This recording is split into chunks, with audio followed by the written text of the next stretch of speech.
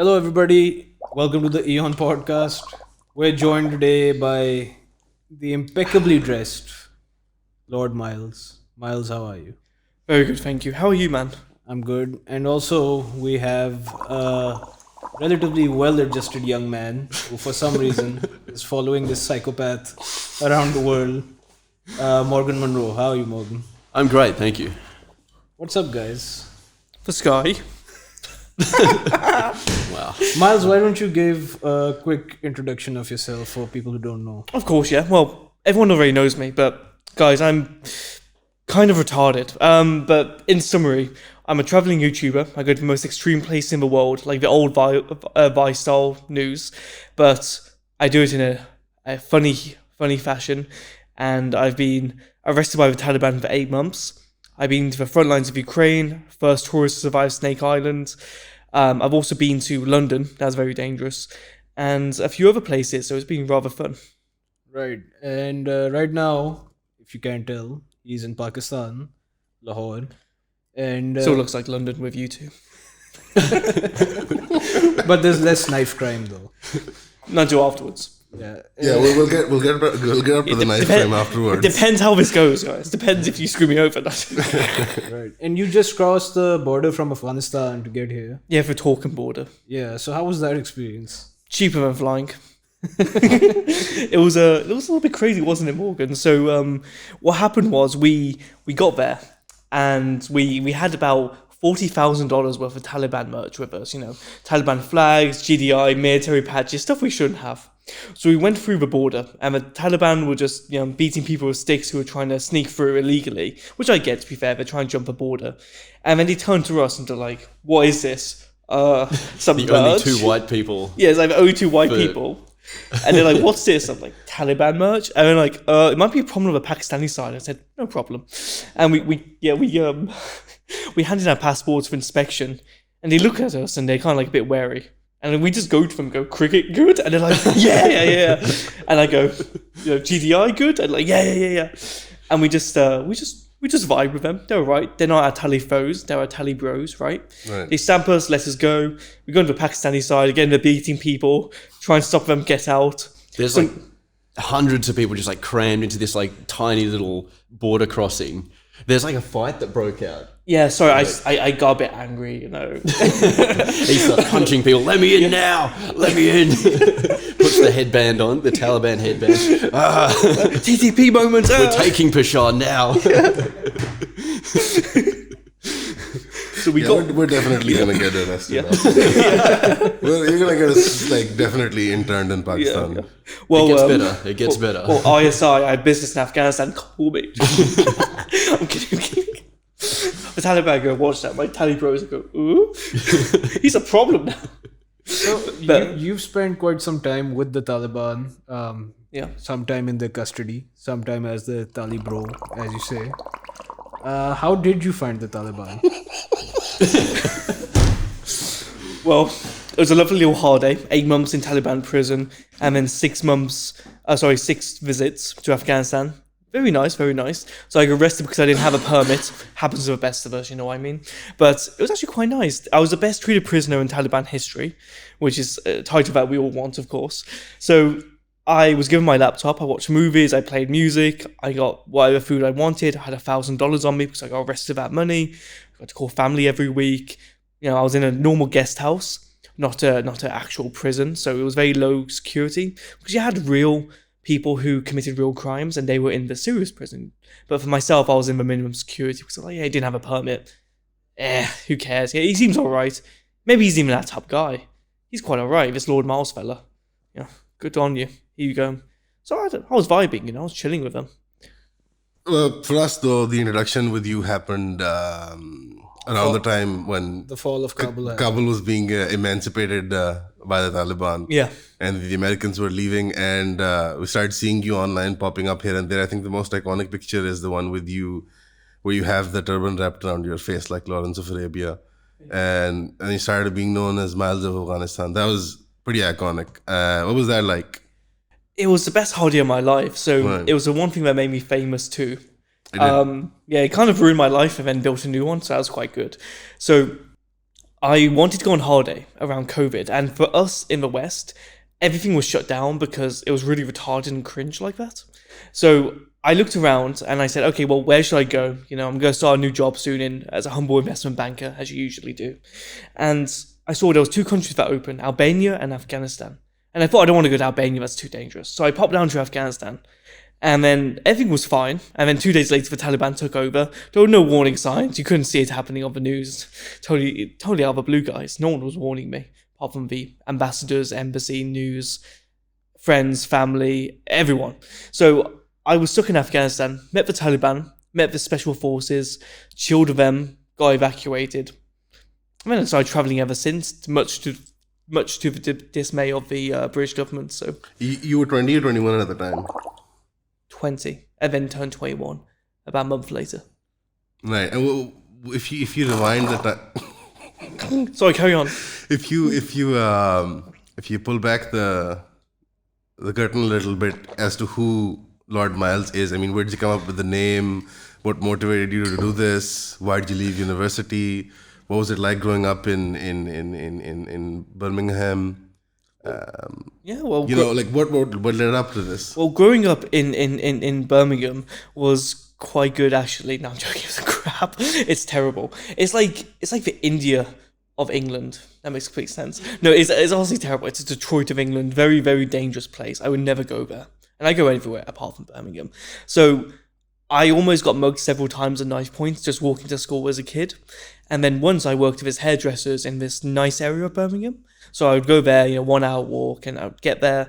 And afterwards, I walked out, I was walking home, and then I saw a kid got stabbed over drugs. Some brown kid stabbed a white kid. I was like, wow, this is great. I should continue living here. So I came back the next day, and the same area, just across the street, a pregnant woman got stabbed outside McDonald's, and I saw that. So I was like, wow, I need to get out of Birmingham. This is very dangerous.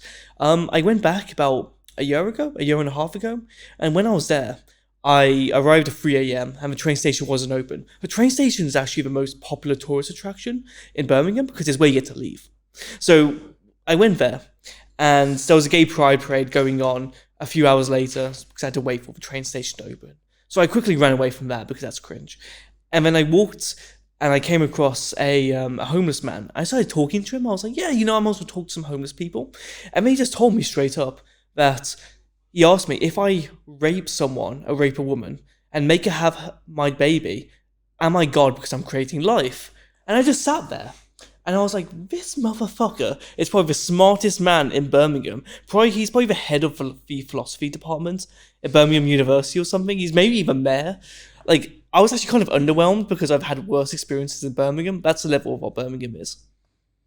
No, but the whole while, listening to your story, I can't help but think, surely the diversity of food that you now enjoy, it's undeniable that this all of this Surely is... it's all worth it. It's all worth it, right?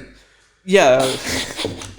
Well, here's the thing. We had the recipe like 30 years ago, so why don't we just all go home? Think about it. This is worth thinking about. I think with the internet especially, I think Exactly. you can just get all the recipes online. Well, it's really good because, I went to school and, I was homeless at 18 for a few months, and then I worked hard and going to university, and I've always worked a job since I was 14, and I've always, put in the effort. But I love it when a person comes across the whole of half the world to England because due to safety, even though they're going through a very unsafe route. And they could go to the next door country, Afghans could go to Iran, and they'll be safe, but no, they have to go all the way to England, because that's where the safety is, 100%. And then when they get there, they decide they don't want to work, and they want the entire culture to change around them.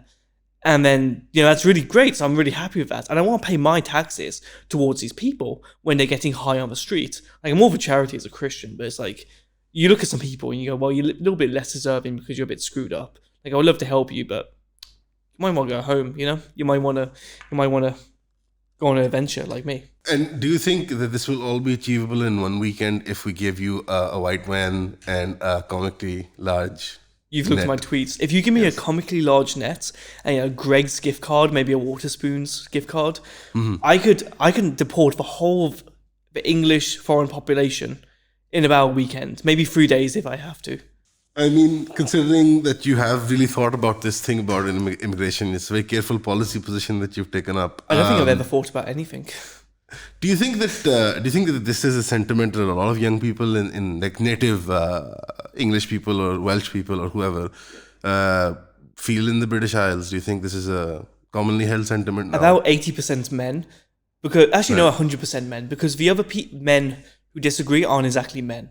Because they're clearly effeminate boys who believe this stuff. But it's not true. And then about 70% of women disagree because they just follow the common narrative set by the media, or they just really cringe and just follow anything if it sounds right. Right. It's why I'm against women voting in general. But, well, it's true. I mean, like, why? I mean, Morgan's being really tight-lipped about this because I think he wants to have a career after this as well. Well, I think there's different levels of it. Like people think there's some people that just want all immigrants to leave, but then there's other people who think Who want them to die. You know, there's but then there's people who think you know, it's economically we can't be letting as many people in. So there's different perspectives that think that, you know, maybe there's too many people coming in, especially with illegal immigration. No, but this is my thing. This is my question. Even it's open to Miles as well. Don't you think that it was your culture that created the situation in the first place? And there was something within your culture that allowed for this to happen. And with the way the West was being liberalized and the speed at which this happened, people didn't even realize before it was too late. No one voted for mass immigration. No one in the culture said, yeah, you know what, I want my town to look like Somalia. Yeah, that'd be great. I want homeless people pissing in the streets and shouting at me for being white in my own country. Yeah, that's gonna be good, bro. I want that. Yeah. No one. So do you trace this back to the Reformation then? Yeah. You think that was it? I trace this back also to the UN and also trace back to women suffrage and a few other things. Yeah. All the way back to Reformation? Yeah. I would also link it back to the Protestants becoming a thing. The Reformation. Yeah, yes. because basically. So when the Catholics, true Christians in general, real followers of Christ, were a thing, you had this fat retard king called King Henry, and he said, "Oh, I want to be able to have sex with numerous women because I mean, he's not that bad, Count Dankula. He's a sweet enough guy. I'll message him. Yeah, he's a lovely fella. Yeah. But you know, he just wanted to have sex with other people, so he wanted to marry some other woman to get a kid, basically to not get a daughter. He wanted a son. So he said, "Yeah, I'm going to create this demonic presence called the Protestant Church."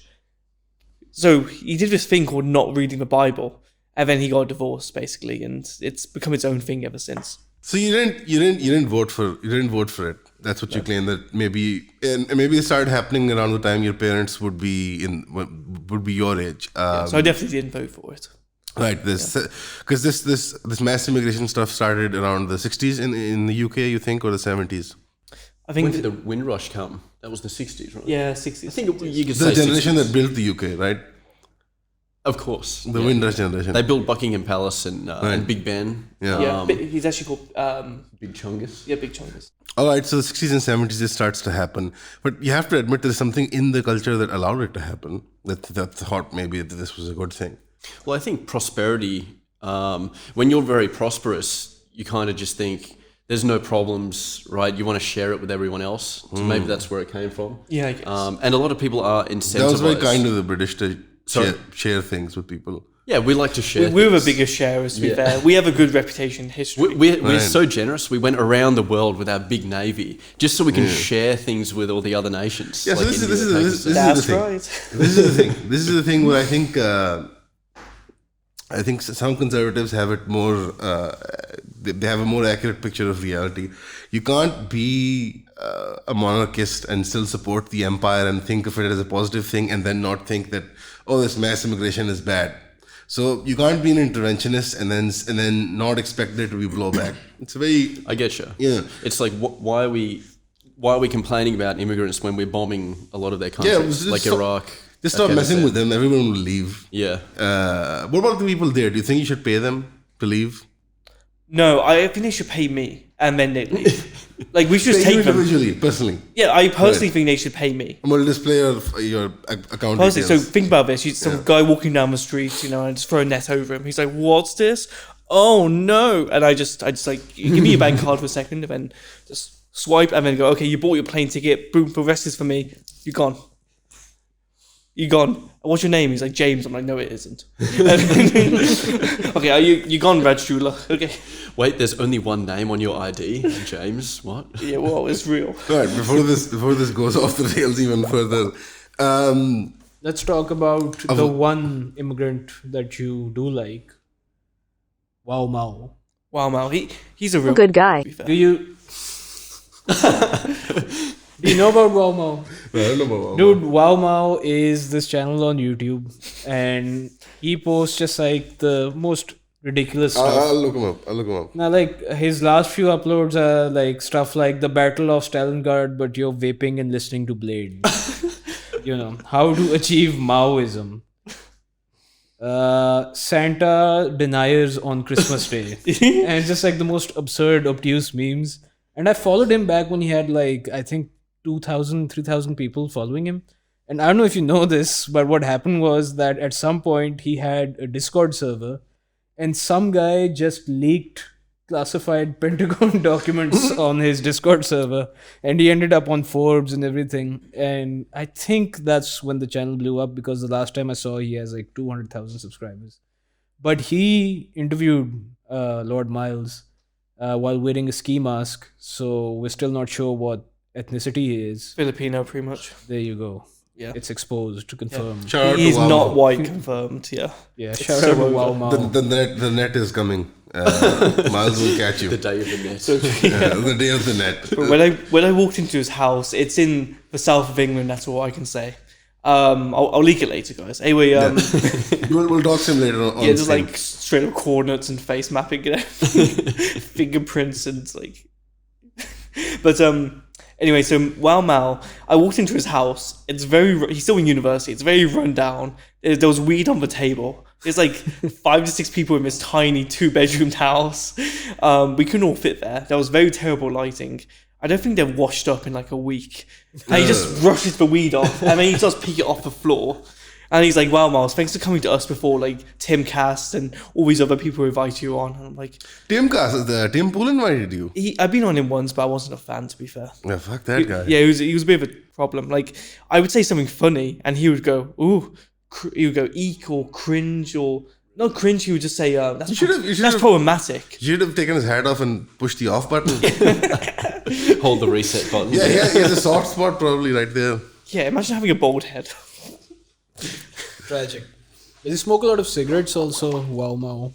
Yeah, he smokes a lot. He makes a lot of I cigarette think he's memes. just depressed, dude. I think he's very depressed. He's gonna get the net. Yeah. No more Wow Mao. He's studying anthropology, so he's looking into stuff. So we bonded over the love of North Central Ireland and the wish.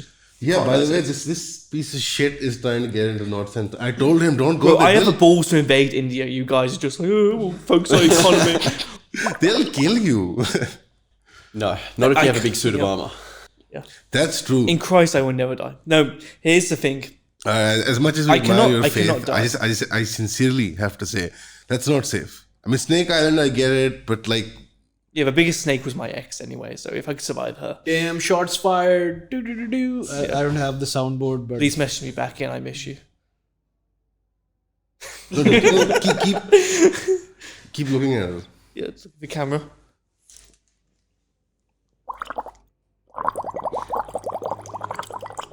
A little bit of Miles ASMR. Miles wants you back.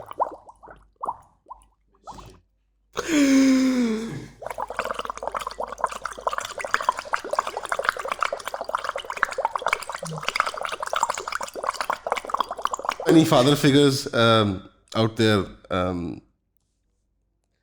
He needs one. Yeah, if you donated sperm between 1998 and 1999, message me. Damn. Yeah, IVF baby. Yeah, by the way, Miles is an IVF child. Yeah, I can't imagine why my father never contacted me. I can't fathom it. He probably doesn't know your name. Yeah. Oh, he definitely knows my name. He's probably saw a news article about me in England and thought, this idiot. And then just carried on about his day not knowing. A lot of people, by the way, assumed that you died at one point when you were in custody. And some people still think you're in custody, by the way. I see it a lot in the comments sometimes. Really? Yeah, it's very weird to me. I see it in video comments and they're like, oh, I thought this guy was still in Taliban custody. No, guys, there is no gun to my head. There is no one waiting outside. I am free to travel anywhere and I'm fine. Don't send help. We're fine. Yeah, it's like all that good. one Vietnam video. Yeah, It's like torture. Yeah, torture, where he spells torture with his eyes. Yeah, Yeah. exactly. That guy was, what was his name? The American senator who died. Lieutenant Armstrong. No, the one who The guy with the one whose arms they broke. John McCain. John McCain. That was him. He was. It was him. That was him in the torture video. It didn't work. They broke his arm. Alright, so apart from Afghanistan, you've also been to Snake Island, Brazil. Yeah, that was in Brazil. That was rather fun. We can go on holiday sometimes together, guys. It was quite nice. No, I almost died. To be fair, I was not in control of that situation, not one bit. How long did you keep the armor on? And then, because I remember when you run to the tower, Yes. you don't have the armor on then. Exactly, that was very silly. So What was the... for people that don't know, Snake Island, it's literally what it sounds like. It has loads of snakes on it. Yeah. One snake per square meter. There's no anti-venom, antidote to the snake bites. And it's one of the deadliest snakes in the world. It bites you, you pretty much die, liquefies your organs, you bleed out your eyes. There's been numerous deaths of people accidentally going on there. It's illegal to go on the island. $80,000 fine. The Navy navigates the waters, the Coast Guard do. So I went there. It's a really smart idea because I thought, I should just cover myself in a suit of medieval armor and then I could just walk on the island. Turns out covering yourself in 35 kilograms of metal armor in the heat of the peak Brazilian summer was not a good idea. So I got to the top. I had heat stroke. And then I took it off just to rest a little bit. And then I got a radio coming from my guy, of one of the fishermen that I bribed to take me there. And he goes, Coast Guard are coming. They're less than an hour away. You need to get down fast. I'm like, holy moly, this is not good. Because it took me over 2 hours to get up on the island because it's quite a steep incline. And of course, I was being very careful with the snakes around. Even though I didn't see any on camera. That was great. So I decided, Brazilian jail or risk death. So I took off the entire suit of armor and I just ran down. You dumped it there? Yeah. It's on the island It's still somewhere. on the island on the top. So I nailed a cross. Now your son has to go and recover it. Exactly. 50 years from now, I don't right? I don't think any woman's gonna see me and go, yeah, that's not a walking red flag right there. That's a risk-free man. Yeah, that's good. I'm sure there's women out there. Yeah. Uh, That's a conspiracy, bro. Imagine losing that footage though. Imagine the Coast Guard catches you before you get down and they delete the footage. Like they Oh, confiscate no. it. Oh. Imagine risking your life against venomous snakes, second most dangerous place in the world. Yeah. First island is actually England. But you didn't see any snakes. I saw some, but they went away very quickly, or they were very well camouflaged. But on camera, didn't see any because there was a peak of the sun, so they were very well hidden under some foliage. And that's a scary thing too because there are snakes there. They only come out during the night. But Right. Snake Island at night. Next video. That's Next the video, sequel. yeah. It'll take you, my cameraman. Yeah. yeah. Yeah, Morgan's a Excellent. very dedicated cameraman, as we've already seen firsthand. He is desperate for money. I just want to eat. Speaking of, I take his passport from him. He's taken my passport. right, speaking of islands, when's Epstein Island on the agenda?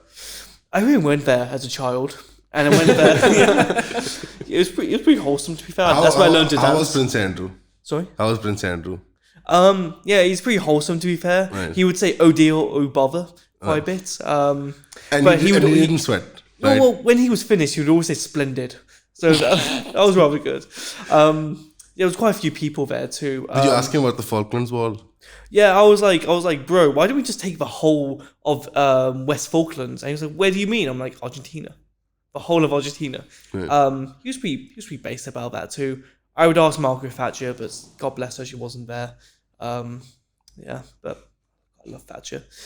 Do you know about Thatcher, by the way? Yeah. Yeah, she was like, yeah, this economic system's stupid. Why are we still doing this? And then people are mad at her. That's the whole thing, basically.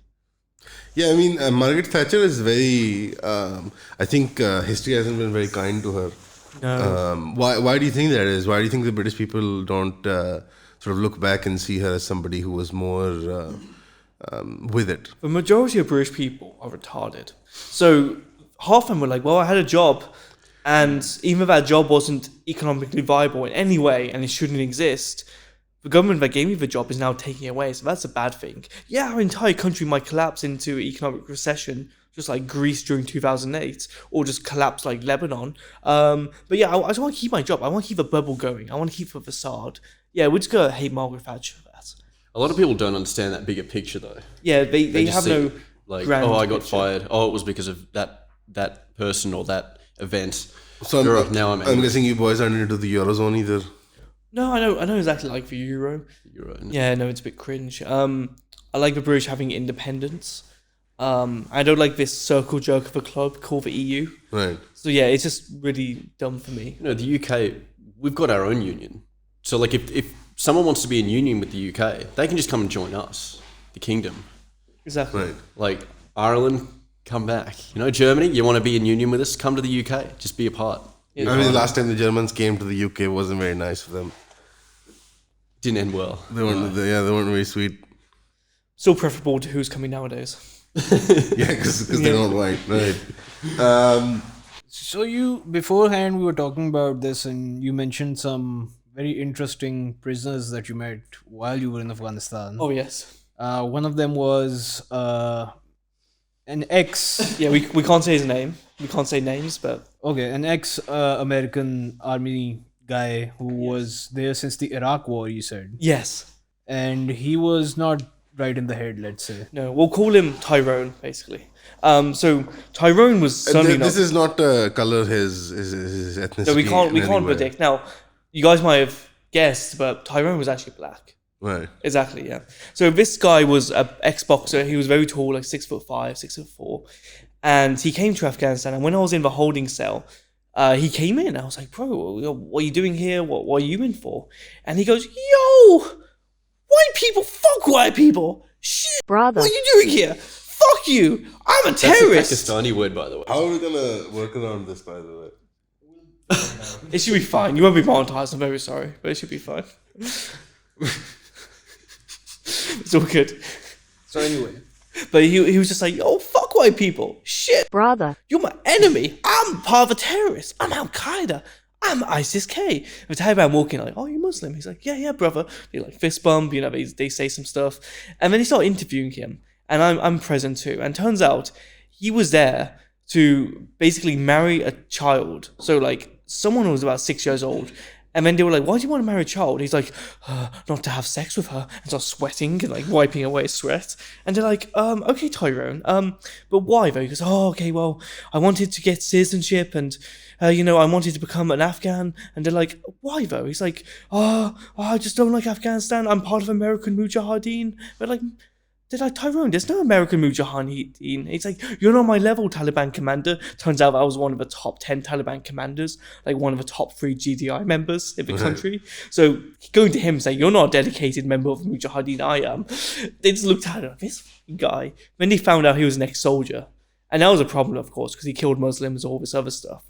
And then he said, "No, actually, I didn't kill any Muslims. I was just on patrol. I was looking after the base." And then he scrolled through his Facebook and I find a photo of him, shooting a gun, and a photo of him with a gun too, just saying, "Looking for Al Qaeda."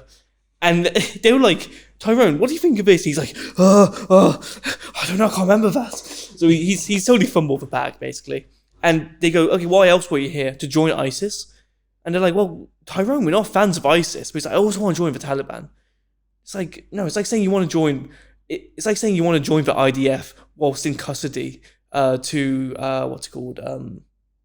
The Hamas. yeah, it's like the same thing. It's like the polar opposites. They hate each other. So they say, "Oh, why haven't you joined the Taliban before the world ended?" He said, I was busy in Thailand." And then I found out later he was actually arrested in Thailand for soliciting sex from an underage minor. So, it's typical for him. So he's 2 years there.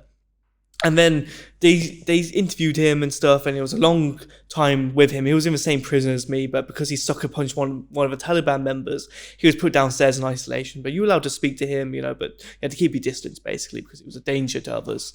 He definitely had schizophrenia. And I would speak to him, like, hey, Tyrone, how you doing, man? He'd be like, hey, not so good, because Joe Biden, he put a chip in my brain at the end of my penis, and he's sending satellite messages to my brain. It's hurting, and he talks to me, and Joe Biden, he's in my head, man, and he tells me alongside Kim Kardashian that I should die, and I say, no, Joe Biden, you should die, and he starts arguing with Joe Biden every single night. If I put my head to the floor and listen, I hear him go, yo, fuck Joe Biden, fuck you, man, what are you doing? He straight up spoke to himself for 10 hours a day. He was a little bit insane, but it was kind of entertaining at the end of the day. He also believed it was Michael Jackson's long lost brother or son or something, and he was a big rapper. He was like, you probably know who I am, but you're denying it, but Google my name afterwards. I was like, okay. And I didn't find anything. He was like, I'm worth $100 million. And the Joe Biden is trying to keep it away from me, and Kim Kardashian is too, and they're trying to keep it down. So basically, they're trying to push me out of America. So Afghanistan's the only safe place, and I'm not in prison. You're in prison. I'm actually being kept safe by the Taliban here, and they're keeping me here. It's undercover. So I'm that deep, infiltrating the Taliban in the Islamic network, that they're keeping me safe, and no one knows where I am. And I'm just there like, this fucking guy, And I was like, yeah, Friendo. I think you're in prison, bro. He's like, no, I'm not. No, I'm not. Like, okay. Yeah. Yeah, right there he mentioned his name, so you're gonna have to bleep We'll it leave out. it out, but that's fine. But How can you actually expound upon this? Because I believe you were in custody for 10 months. Was it 8 months, yeah. 8 months? So how did that come about? Because initially what we saw was that you were moving around freely. You were on good terms with the Taliban. And then all of a sudden it's sort of radio silence from you, and it's like, oh, Lord Miles has been captured by the Taliban. Happens to the best of us, doesn't it?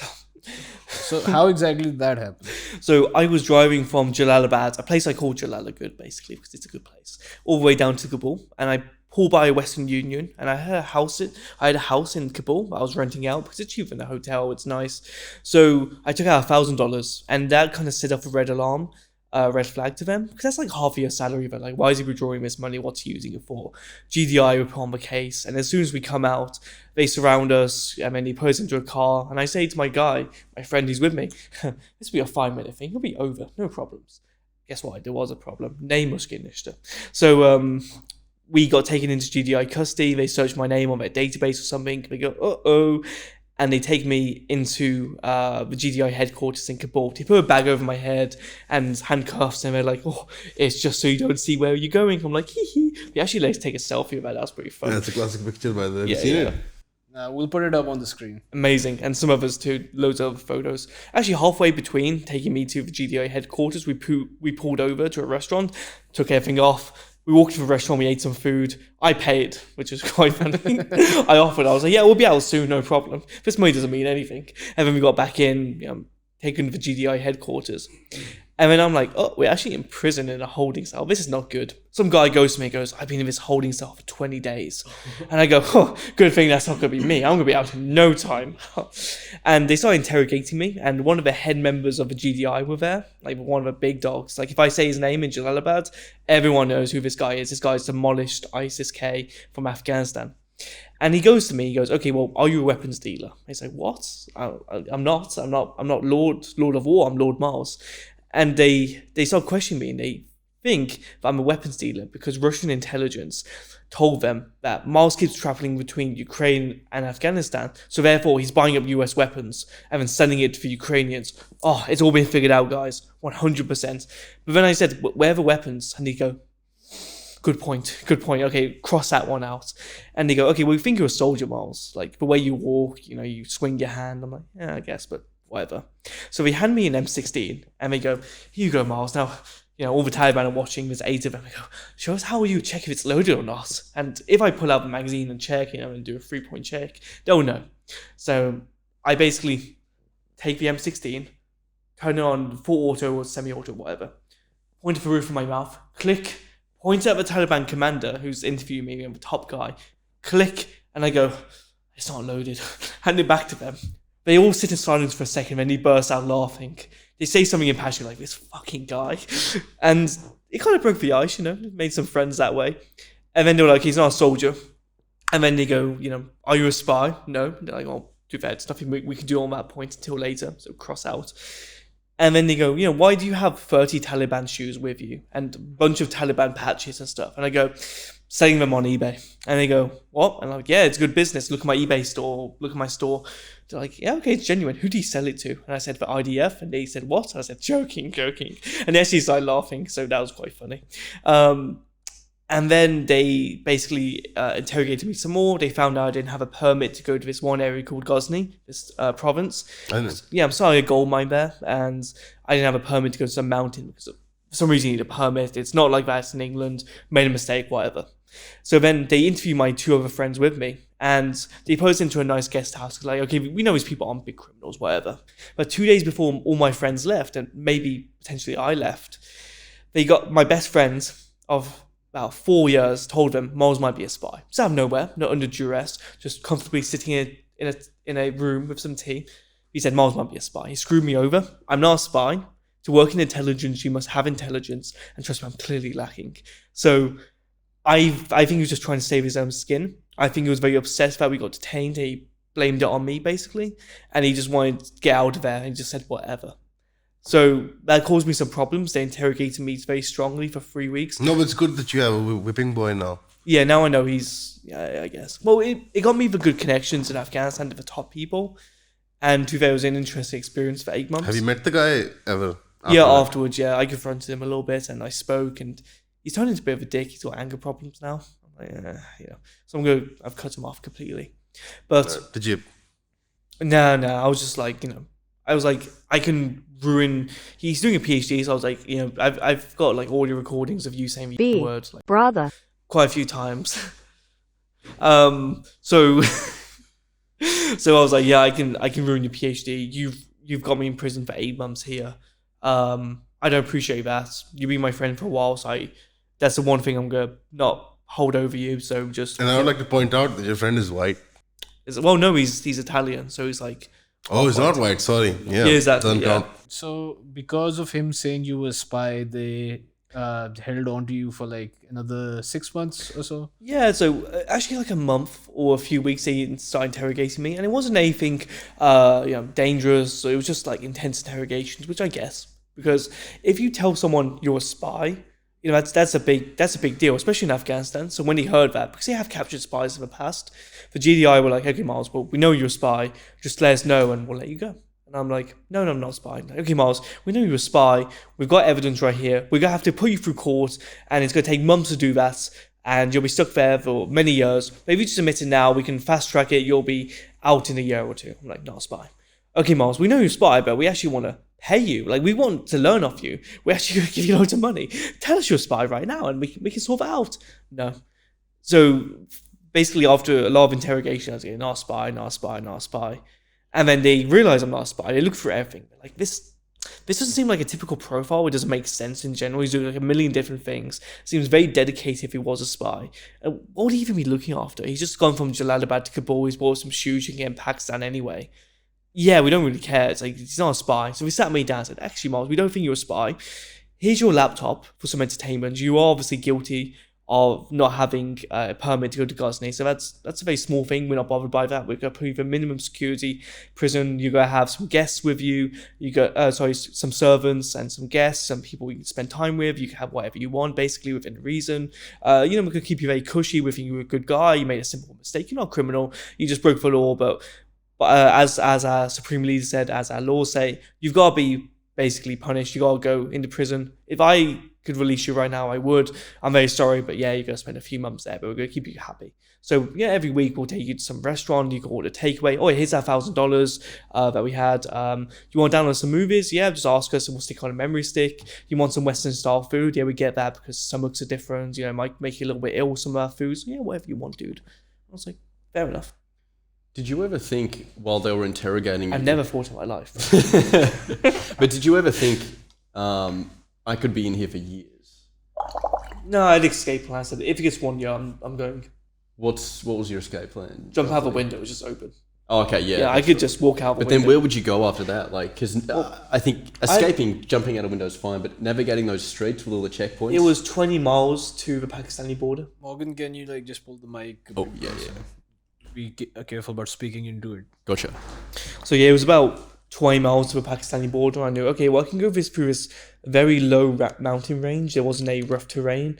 So I had the map on me, on my laptop, and I was like, yeah, I could. I was like, okay, well, I see a little bit of potential in this country. I still want to stick around, and it'll be a cool story at the end of the day. And I'll just put this through, whatever. So how long would 20 miles take? It would take quite a while because it's still through the mountains, and obviously you couldn't go too fast. And I was thinking as well, I could go to my friend's house and stay there, and then just wait 30 days because then they'll just presume he's gone or something. Or I could just start tweeting and saying, "Oh, I made it to England." If a British could put a statement out, say he's made it back, and then I can go to Pakistan, basically, midst of the night. If you got main roads, you're screwed, but this was just crossing one road, going to a village, and then go straight somewhere else, basically. I think I probably shouldn't say this, but yeah, like if you did get someone to smuggle you out in a car, like in the boot, because they've never checked the boot. They probably checked a boot like once. Really? Like all the checkpoints we've gone through. A lot of the time they just put the flashlight through the car. They see my camera. They're like, oh, they see the handle. They're like, oh, is that a gun? And they're like, no, it's just a camera. He's like, oh, okay, yeah, no problem, gone through. I could have gone away with it, but then again, jumping the border near Bashar, that would be very difficult. I wouldn't be able to do that. Because there'll be Afghans on the border, but... Yeah, and then you'd be illegally in Pakistan. What's the penalty for that? No, they would understand, I think. Yeah, you probably get refugee status. He would, because you guys are British, right? You get sent to the embassy and probably deported back to the UK. Yeah, that's fine. No, but and they would send you straight to Birmingham. No, that's why I stayed as well. Yeah. I don't want to go to Birmingham, bro. That's very dangerous. Essentially. No, but that's a very fascinating thing that they don't have that intense checking at the security checkpoints. Do you think that's because of with you guys, or do you think just generally they don't open the boots? Well, there's like one or two guys who just do an intensive check, but they're like, well, you got the papers, you got the permits, you're a YouTuber, you're probably fine at the end of the day. Yeah. They're pretty, a lot of them, we only had one problem. Well, when I was there, I've been there once, you've been there 6 times. Yeah. Like, we've only had one issue, and it was a guy who apparently didn't know what he was doing. We couldn't understand, they were just speaking Pashto or Farsi the whole time. But he just wanted to check all of our documents and double check everything, and he just wanted to create problems. He's just like one of those cops who's having a bad day. Right. But a lot of the time they're just like, yeah, like we'll take pictures of the passports, it's for your protection, or they just double check the documents and then they just let us go. Or sometimes they just like, we would high five them. Yeah, they like brush your hair once, or they're like, oh, Sangye, like checking what words we know, like trying to get into a Pashto conversation with us. Juri, hopesty, and then they would just say something completely in Pashto. I'll go, Pashto, lik Pashto, yeah, lik Farsi. What is it? Man Farsi balak neistam. That's like, I don't speak Farsi. Yes. And that, I don't know, I feel like when you travel, as long as you learn a few words, like a lot of cultures are very appreciative of it, except for this guy. Oh, do you remember this? I love it. Yeah, he's learned a lot of Urdu. Morgan has. Well, I'll be honest. I'll get roasted for this by your audience. But I have a lot of Indian friends, so I learned a lot of Hindi words. Oh, this guy. So, this guy. No, all right. But you gotta be friends with people. Yeah, I mean, you guys have a lot of words that are similar, but you guys can understand Hindi. Yeah, we can. Yeah, because my Indian friends, like, they always talk Hindi to Pakistanis to piss them off. It's pretty funny. There are slight differences between the languages, for sure. So, Miles, after getting released, did you just go straight back to the UK? I went to the UK, and then the British government kind of, grabbed me and they said, Miles, are you okay? You're safe now. It's all right. And I go, can I go to Palestine now? I hear something's popping off. And they're like, fuck's sake. Like, we finally thought he wouldn't start traveling. We thought this would be Miles' wake-up call. And then afterwards, I went to England, spent one day there. I said, this is not it. This is not good. I went to Romania to meet Tate, and I was like, yeah, this is cool. Then I was going to the US. How was that, by the way? He was chill. Yeah, Tate was cool. He was all right. He was like, hey, he came out of prison. I was like, yeah, I had a lovely holiday. He's like, yeah, I've been in prison too, one struggle. Did a podcast, met the people, was in the Tate compound, got a little tour, smoked my first cigar. That was quite fun. And then, it just popped off. He's a cool guy. He said he was really hardworking. Yeah. So as soon as the podcast finished, he just pulled out his laptop and just started typing away at something. I was like, that's good. Probably designing a course. Exactly, yeah. Looking at wigs now. A lot of these guys are just like that, though. Like a lot of rich people, they just sit on their laptops all day, just working. Boom. You know, for me, I'm always working. You know, when we're together, I'm always working. I'm watching YouTube shorts for 12 hours a day as research, you know, for see what's good content's out there. As soon as the camera stops rolling, boom, YouTube Shorts. Yeah. It's always the ones with the Family Guy funny moments, or like the Subway Surfer footage. I can testify to it. There's like a meme barrage every time he gets to his phone. You can tell. He replies to all his texts and then there's just like memes. Yeah. I don't play for women. We had to get 200 gigabytes of data on our SIM cards in Pakistan just for YouTube Shorts, and I think it's almost gone. Yeah, I think I'm like It's up to like just for YouTube Shorts, right? Yeah, exactly. And also Reddit, of course. It's heckin' wholesome. Oh, heckin' wholesome. Yeah. Right? Yeah. I love science. Yeah. I also heckin' love science. So, anyway, you stayed in Britain, you went to Romania, and then when did you get Morgan here? And This time around, he was supposed to bring what's the guy's name? Callum, another YouTuber. Callum goes abroad or Callum travels or something. I can't remember. I think Callum abroad. Yeah, Callum abroad, he was supposed to bring that guy, and then there was a camera crew, brother and sister duo. Yeah, they were meant to come, but they found out it was too short notice, and they didn't want to go to Afghanistan too. So then where'd you find this nutter? I was like his 1,000th choice. Yeah, right no joke. on the list. He was like, I've got to go with this guy. I put a post out saying, hey, I want to pay for a camera guy. I'll pay all expenses. You get to travel around to these countries. It's not going to be safe. I'm not even going to pay you much. I think like $10 or something, but it'll be worth it. And plus, you have to pay for all your travel expenses now. But I was like, yeah, I need a really short notice. I'm very sorry, but I need a videographer. And many people messaged me going, hey, I haven't got a camera or any camera experience. I'm not a videographer. I cannot travel until 2 years later, but I'm your guy. I'm like, what? Here's a list of reasons why you shouldn't hire me. Yeah, exactly. Now, please some hire people me. like, yeah, I got a 10-year-old camera. Or I've got an iPhone. I'm like, no. It's like, I'm paying decent money. I want a decent camera, you know? And some people said, yeah, I've got all this stuff. You know, some people saying they've got your level of stuff. I was like, amazing. Okay, yeah, but you're my guy. And then we talk for 2 days, and then they just say, oh yeah, my mom said no. I'm like, what do you mean? You're 27 years old. It's like, my mom said no, and she has my passport. She's holding it over a fireplace, and she's saying, if I exit the house before Moles goes, you're not allowed to go. I'm like, why did you say yes then? That's ridiculous. Like, you're a professional camera guy. And they're like, sorry. I'm like, the plan kept being delayed and cancelled. It was insane. It was very intense. What's you got to do to find a good cameraman to go to a war zone nowadays? It's not a war zone though anymore. Is it? We passed through Birmingham, so. Okay, that's true. But even so, war zones apparently need cameramen. There's a lot of cameramen in Israel and Gaza right now. Right, that's true. Morgan, why did you sign up for this? I just love to travel, and I've done stuff similar to this before. So you have, yeah. I've worked for a few different like online media people. I've been to Hong Kong as well, like while they were. Like the riots were happening in 2019 August. Oh, right. That was pretty crazy. I mean, Greater China. Greater China. Glory for CCP. What is it? My credits Eastern China, yeah. So I made a decent amount of money selling footage to different news outlets on that trip. And yeah, like I just love traveling. So what's your next travel destination? I think we might be doing another project together, potentially. Yeah, so I don't know if you want to spoil that or... Yeah, so we're going to the Darien Gap. Of course, one other travel YouTuber has already been border bankrupt. Now, I was playing this for like a year and a half. So he's beat me to it, but I know Pablo Escobar's brother, so we're going to meet with him and chill. And then we're going to go through Darien Gap and have a better experience.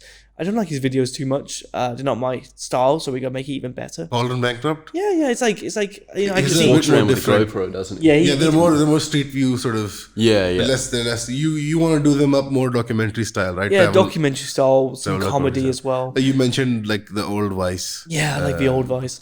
I don't like the current state of travel YouTubers in general. Have you guys seen the typical space of travel YouTubers? Yeah, the nowadays? Drubinskis, there's that one Palestinian guy, what's his name?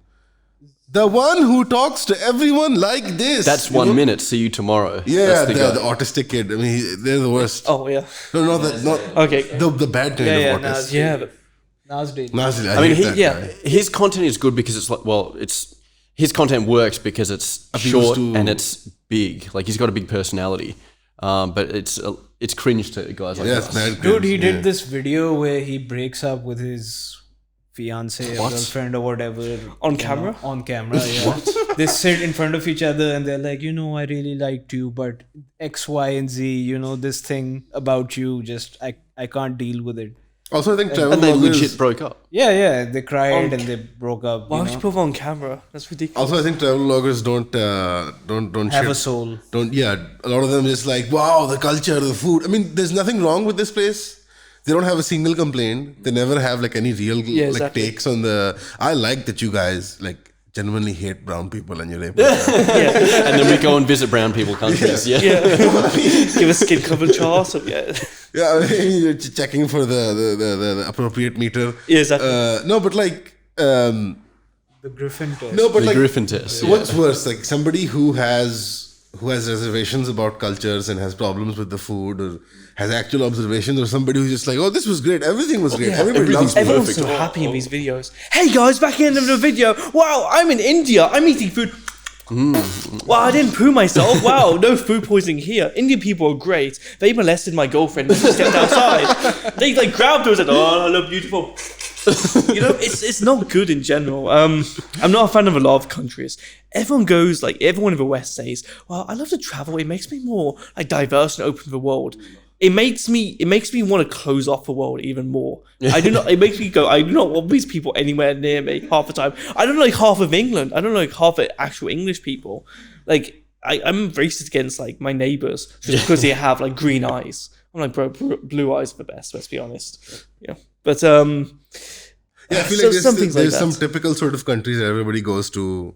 You have India, you have Indonesia, you have some places in Africa, some places in Eastern Europe, and I think they've become too frequented, and I think people don't take any jabs at these countries. yeah, and it's boring too. It's all really boring. Like, Yeah. oh, we ate this, and then we did this, and And it sounds fake. Like when you're saying so many good things about a country. I think that's the business model, buddy. I think the tourism departments get to pay. That's how they get. I mean, I don't think you guys. That's can true. get any Actually, that's a lot of them sponsors. make money by getting like deals with tourism boards. Dubai, especially. Right. Oh, Dubai especially does that. What an There's a lot of- exciting place that is. Dubai's like, wow, we've got a soulless, area. Well, we've got with- skyscrapers. yeah, we've got like slaves. It's like 50 degrees here. This is awesome. It's awesome. There's like no cinemas or anything to do. We've got like 50 Starbucks and that's it. And everything's quite quadruple for price. But there's like very little tax, even though you can do that in other places too. But you gotta live here and buy like $1 million house. And Andrew Tate, he talked about that. He's like, this is a good place. And people say, wow, you can leave your phone here and not get robbed. I'm like, yeah, if we didn't have minorities of the West, we would also have that. And it's the same thing. It's like, I see the positives of it. It's for a certain type of people. But for me, it's just soulless. I just look around. There is in Arabia. There would be actual if they let people into the actual sort of the villages and the actual organic but like they made this weird fake city for dumb white people. And I remember that this one time I went to Dubai for some work, and I was going through Dubai, and this guy who worked in real estate there showed me a whole strip on the beach of just of these little villas. And I was like, who is it? It's like it's all American and German and British doctors and engineers, and they've all bought like winter homes here. And I was like, but why? Because they think that that's the idealized sort of version of I don't know, suburban life or something. They can come over in the winters, do their practice, and then it's a tax haven. I would rather go to Italy. Plus, you can commit tax fraud so easily nowadays. I haven't paid my taxes in like 2 years. I mean, school never taught us how to pay tax, so we just don't pay them. Like, it's just that simple, guys. That's I right. think that is an appropriate assumption to make, that if you're not been taught a thing, you don't have to do it. Yeah. not my fault. Yeah.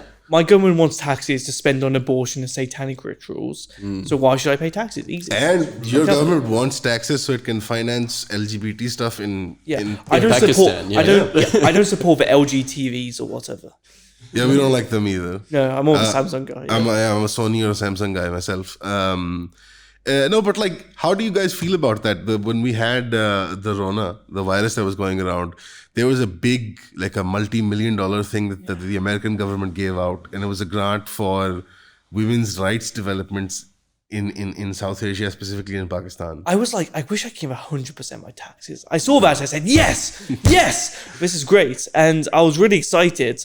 And I sent like some money in an envelope and addressed it to the HMRC, like the British government. And I said, thank you. And then I just, said, I'm a cook. I need to spend more money in taxes. I love sharing half my hard-earned money with the British government. I was really happy. Yeah. And did your wife's boyfriend let you do that? Yeah. Well, she left me a few days earlier. For Tyrone, the same guy from Afghanistan, by the way.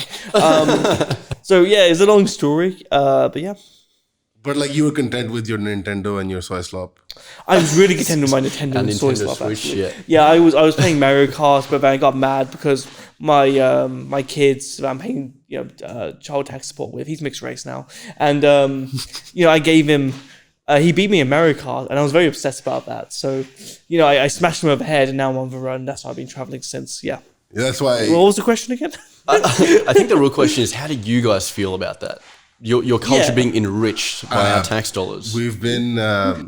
It's been great. It's been an experience. 'Cause I know you guys love the Americans and love. We love is Israel too. I know Israel. you're the top guy. We love the Americans.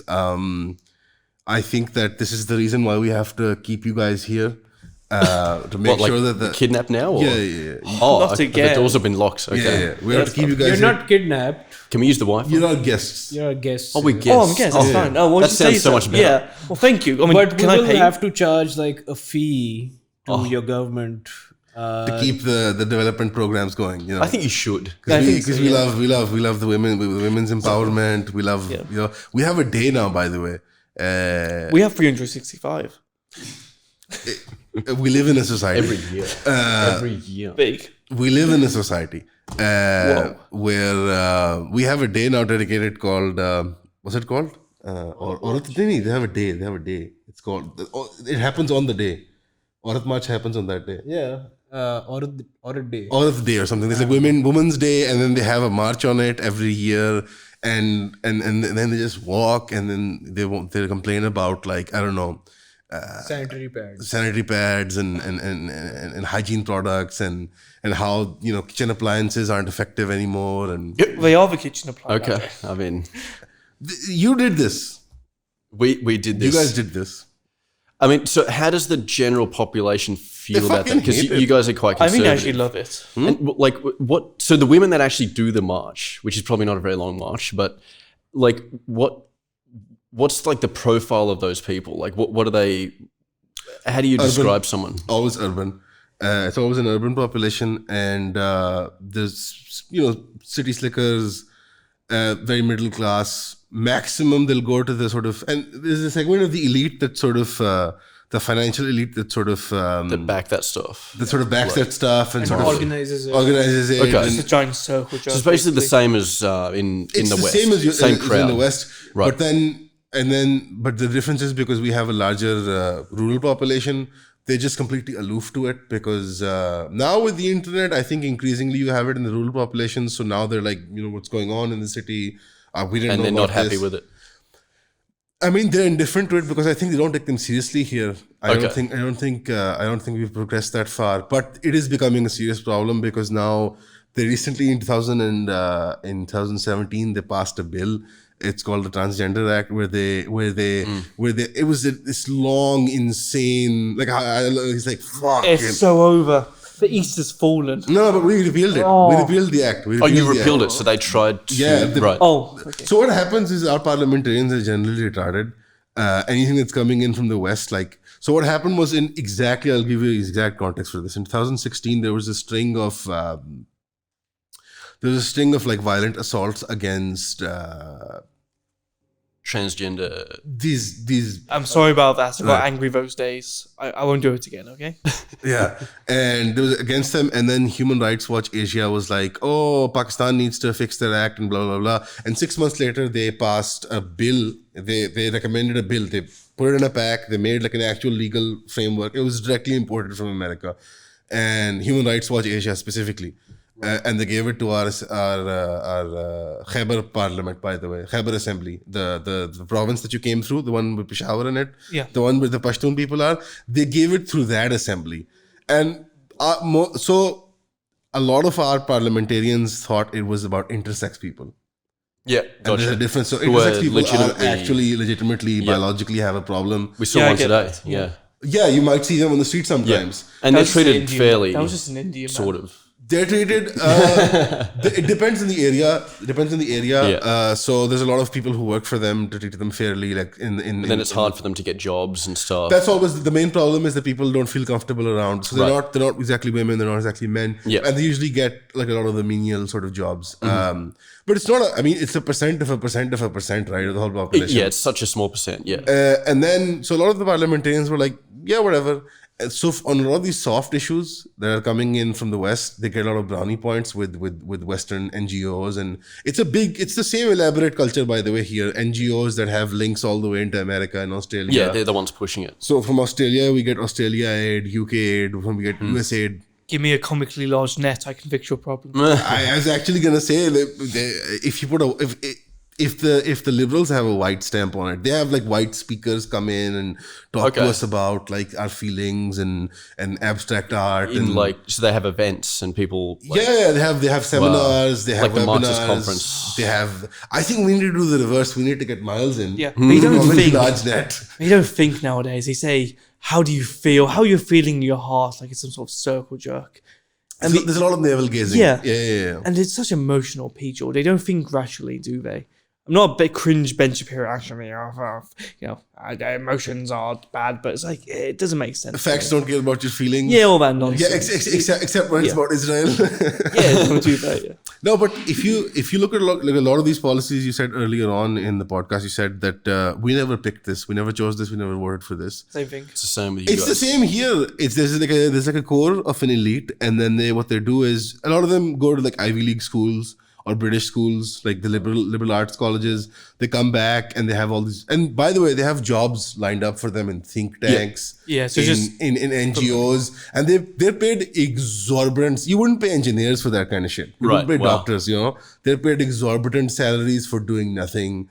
It's a lot of fancy lunches. Like just in this street, there's a UN women's just right behind our It's like office. right here, You right? saw Yeah, it, yeah, right? yeah. You saw you see the tight level of security. Yeah, we're That's gonna the- throw some rocks at the windows later. Yes, let's get arrested. That's the UN whatever women's whatever. Yeah. And then there's another one. Whatever, women's or There's whatever. there's like a dozen of them, right? They have Yeah. so many weird. And then there's another one that's it's supposed to be a research institution. The only grant they have is from Bill Gates. He's researching a postnatal, like a multivitamin for pregnant women, and he's testing it in South Asia. Oh, that's not good. I don't trust him with anything. Yeah, it's just, Yeah. dude, it's nuts. The amount of money that your governments have spent. Like if even a fraction of that was spent in the UK or in Australia or in America, I can't even imagine. Right. I can't even imagine what improvements would have happened. I guess the question is, because all this stuff that's happening in the West, you guys are only like 15 years off, if that, from all the stuff that's happening in the West happening here. How long have we been experiencing it? Well, it's Yeah, you're lagging behind, but you can see it happen. Pakistan is still a very conservative country, but yeah. you guys are probably 10 years behind all the liberal stuff. You guys would have never accepted this 50 years ago. No. So you guys are slowly inching. these people have been killed. Everybody Yeah, exactly. Yeah. So you guys are slowly inching. there was listen, when I was I think when we were teenagers, there was a thing if people put up a billboard of a woman and she wasn't like dressed Covered properly, up, yeah. they would throw like they would have like paintballs, like black paintballs, and they would like black them out. In Afghanistan, you see women on billboards, but they're all covered up and their faces are blurred as well. Yeah. Yeah. It's very interesting, very different. Listen, this is what I disagree with Miles. We were talking about, and it's very rare that I disagree This with is you. about Wanna to fight? get heated. I would never want to fight Lord Miles. He's ran out of bubbles. Lord Miles of, and especially since he's run out of bubbles. We were talking about Kandahar, and he was saying, we were talking about the way men and women interact. I just have this real problem with Western style courtship and dating.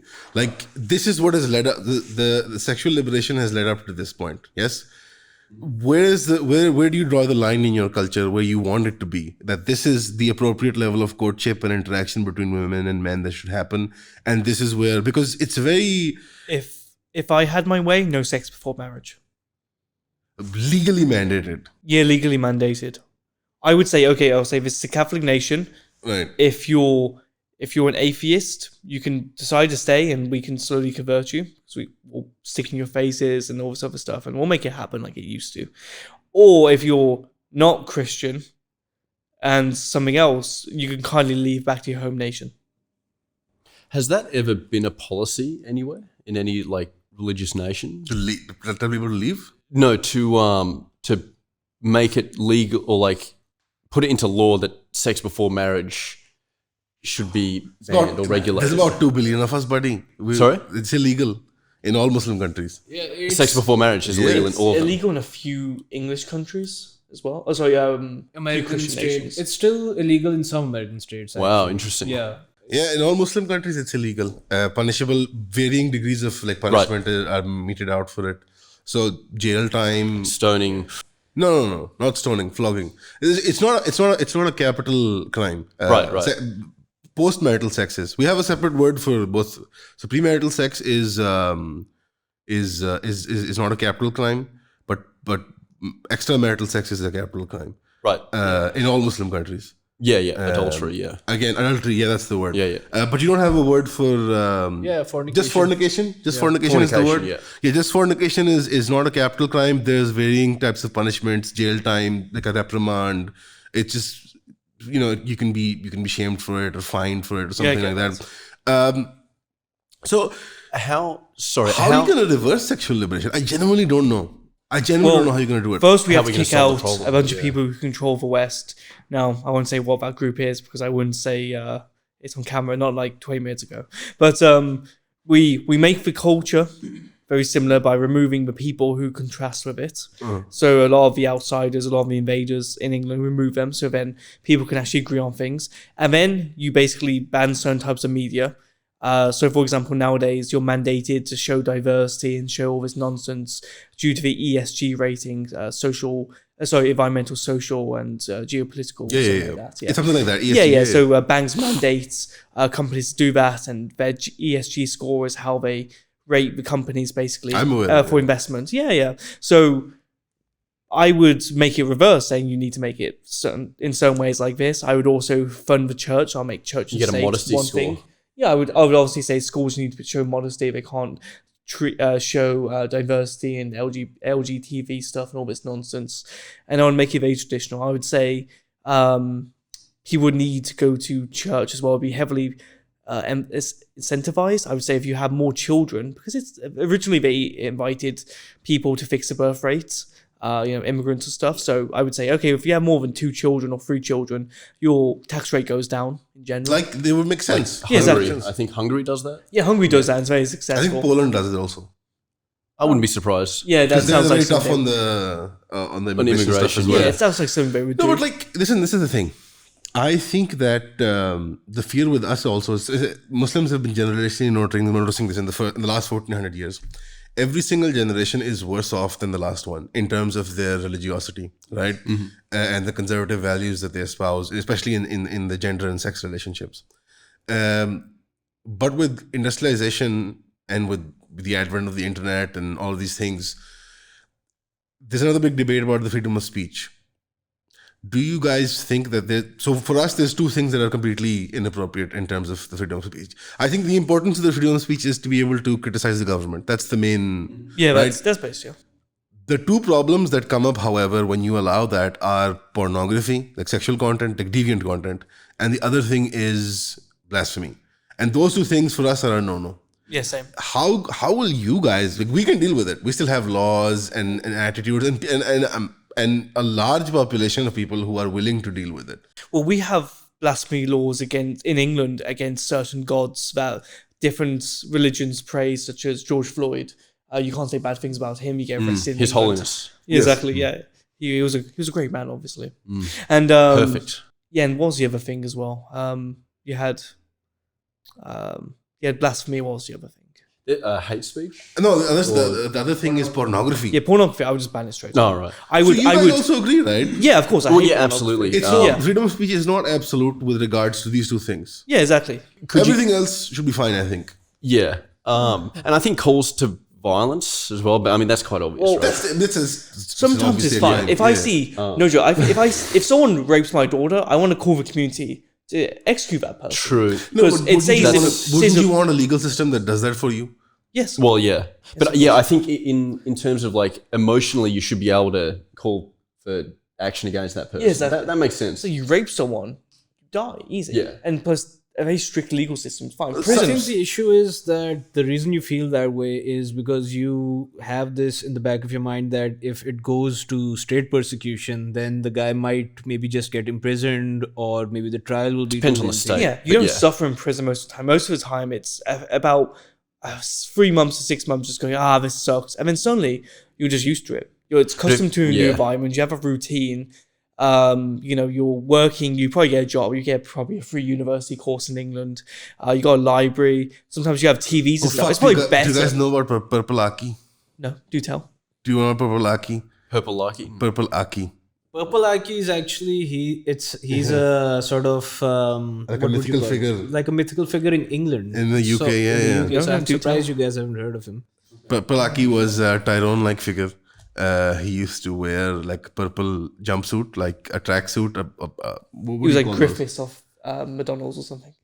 Yeah. Yeah. And he just used to. He was a big, like, huge guy, like a bodybuilder type guy, and he just used to harass kids, like teenagers, and just to touch their muscles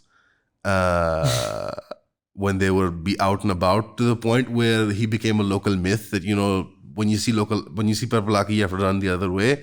Liverpool? Was it Liverpool? I'm not sure the exact. It's really funny, dude. You have to check this guy So out. he was a pedo, basically. He was some weird, there was some nonsense involved, but he never really did anything. He would just make you feel uncomfortable. And the myth became so big at one point. Was it men or women? He would tell us. Boys, young men, teenager guys. Well, it's still wrong though, because Of course, it's a crime. or it's just people without father figures, or some aversion in general, or just excessive pornography use. I mean, I guess if you watch pornography once a week, you don't become completely converted. Now, I'm not supporting But it's pornography. haram, I'm you can't against watch it. it. But if most people watch it like daily or every few days, and that can really mess you up. And the people like know the names of porn stars. They're like, oh, this girl, or like, oh, But only- I hope I meet her one day. It's like, bro, I know- why are you saying that to me? I know Like, you know Mia Khalifa because she was a meme, she's everywhere. but it's because hard not I to. know her name because I like to bully her by name. Yeah, You yeah. know what I mean? And she's got a building as well in Dubai named after her.